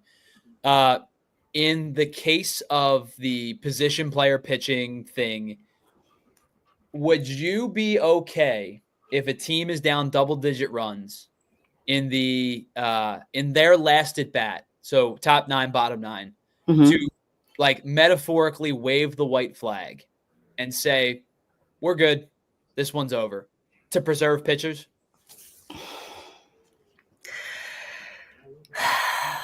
It does go against my eternal optimism of like maybe something can happen, but I think if it was in the interest of saving, like preserving someone's health, yes. Yeah. So my baseball, like, absolutely not immediately kicked in. And then I thought about it and I'm like, still no, but I get where you're coming from. Yeah. So I think I got that semi right. I'll check in with him to get an understanding of what the actual like bylaws were of his proposal. But I don't necessarily, I think from this standpoint, when we're covering the game, I wish you could, but I get, I know that it's more like if I were commissioner for a day type of thing. Yeah. But yeah, that was always an interesting one for me because immediately you go, nah, no way. And then you start to think about it and you're like, well, 162 games, doubleheader today. They play tomorrow. Like Do I really need Brett DeGust to throw 50 pitches tonight? Yeah. I don't know. Maybe not. Brett DeGust. Have you heard of Brett DeGust? Yeah. Dwayne just got home. Brett DeGust. Nope. 27 May. Nope. We are in the Brett DeGust portion of the third hour. I should have said it worked. You got any good trivia or anything? Any good trivia? Any good concerts coming up? Anything of conversation? Yeah. This baseball game. Oh, remember I showed you the art, the brand new? Yes. Yeah, they're touring in July, and Dwayne and I are going with friends of ours, and Nice. it was like impossible to get tickets. We did a lottery, got really lucky, got 4 tickets, and they're playing at the Man 4th of July week. Outdoor man?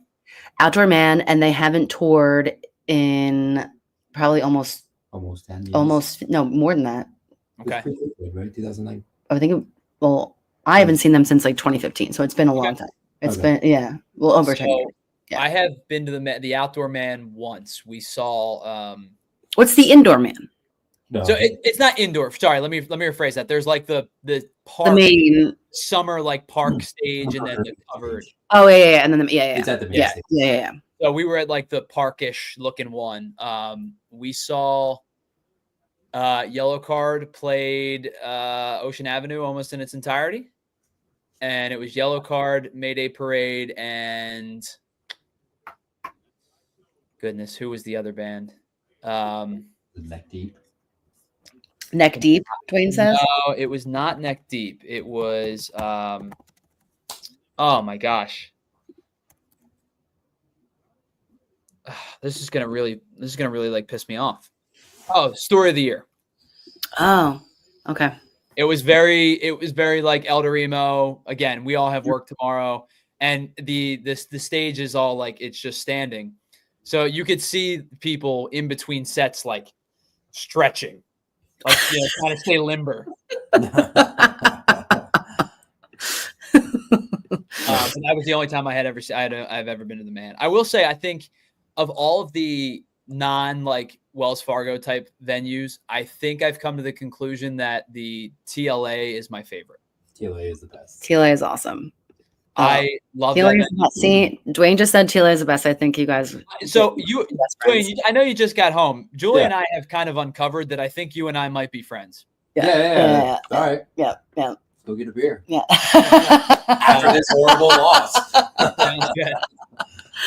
Not tonight, obviously, but in the future. But yeah.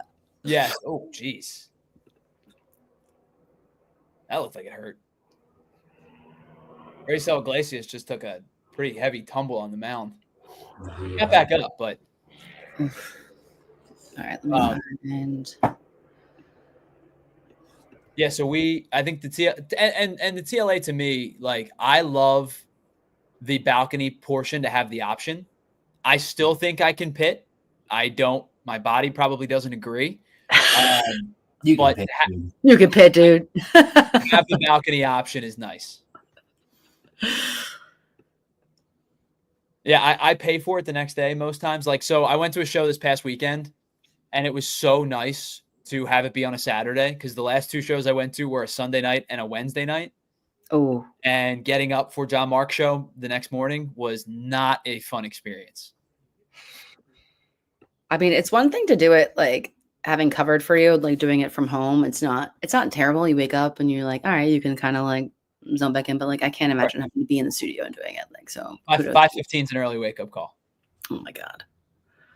Yeah. Luckily we live 10 minutes from the studio, so I wouldn't have to have that call. That's but the problem too. You have a baby. You have a baby. Well, it's not even that. Like I hit the timeline on 95 where if I leave it like 6:10, it's a half an hour ride. And if I leave it 6:20, it's a 45 or 50 minute ride. Yeah. It piles up so quickly. Yeah. Okay. All right, Bryson Stott. That's my guy.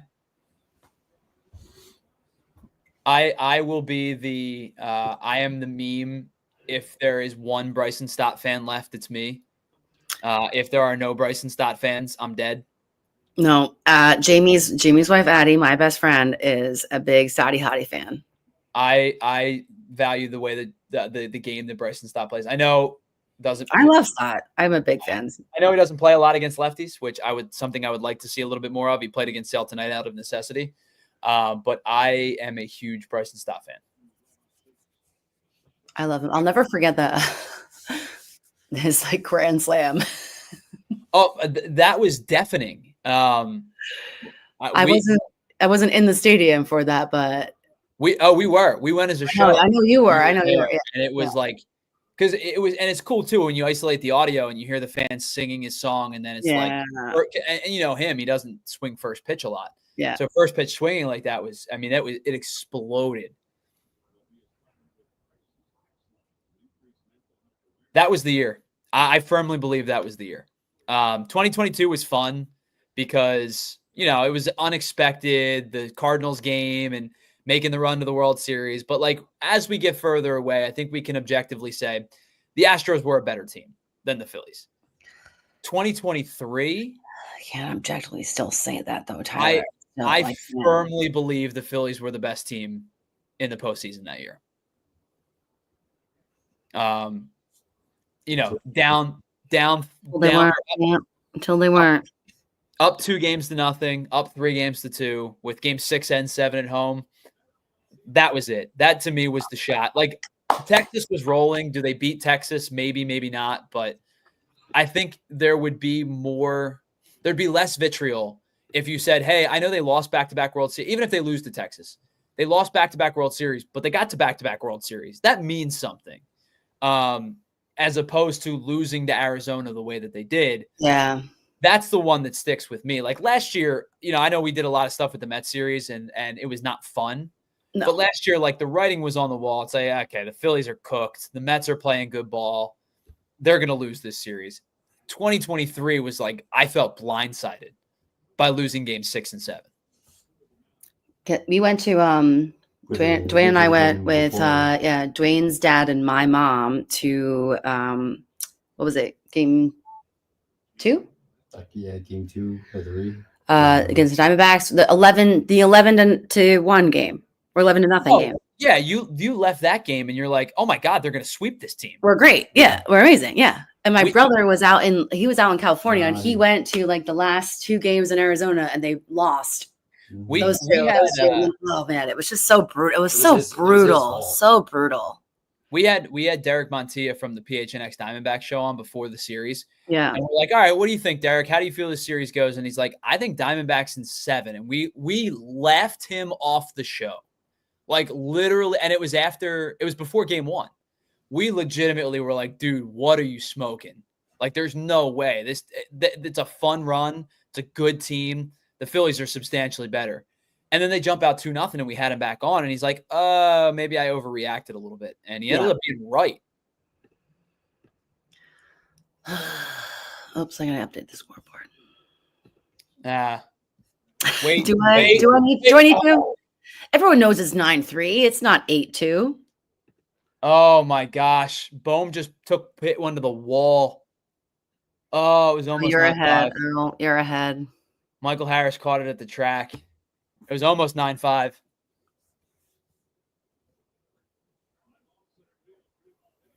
All right. Well, this show was fun. I can't say this game was fun. It was really fun to chat with you. Thank you for doing a lot of the heavy lifting, both production and co-hosting with me. I really appreciate it. Got you. All right. So we are going to break. We are going to take 10 minutes to like regroup. Yep. And maybe get a drink or some food or something. We'll be back probably about 10 o'clock for the PHLY Phillies postgame show. Thank you to everybody who tuned in, even our Troll Braves fan, but thank you to James Alexander, to K-Red, to INS, to everybody that was in the chat earlier, Barbara Carroll. I'm just scrolling because it was a lively chat today. Mopar, Futz, Ryan Murray, Jasmine. Big thank you to just about everybody who was here. Brenna for checking in. Really, really appreciate you all. And then, of course, Scott. Thank you, Scott. And then, of course, to everybody on the show. Andrew Frazier for producing the early portion. Julia for producing the late portion. Jamie for being on with us. Can't thank you all enough. This would have been a disaster without all of you. So thank you for everything. This has been the PHLY Phillies Watch Along. Phils lose 9-3. This is the PHLY Phillies Watch Along, brought to you by Bet365. Whatever the moment, it's never ordinary at Bet365. Use that promo code in the corner of the scorebug, PHLY365, to get $150 back in bonus bets when you deposit 10 and bet 5. We'll be back in just a couple of minutes for the PHLY Phillies postgame show. Talk to you then. Bye. We all silly like the mayor.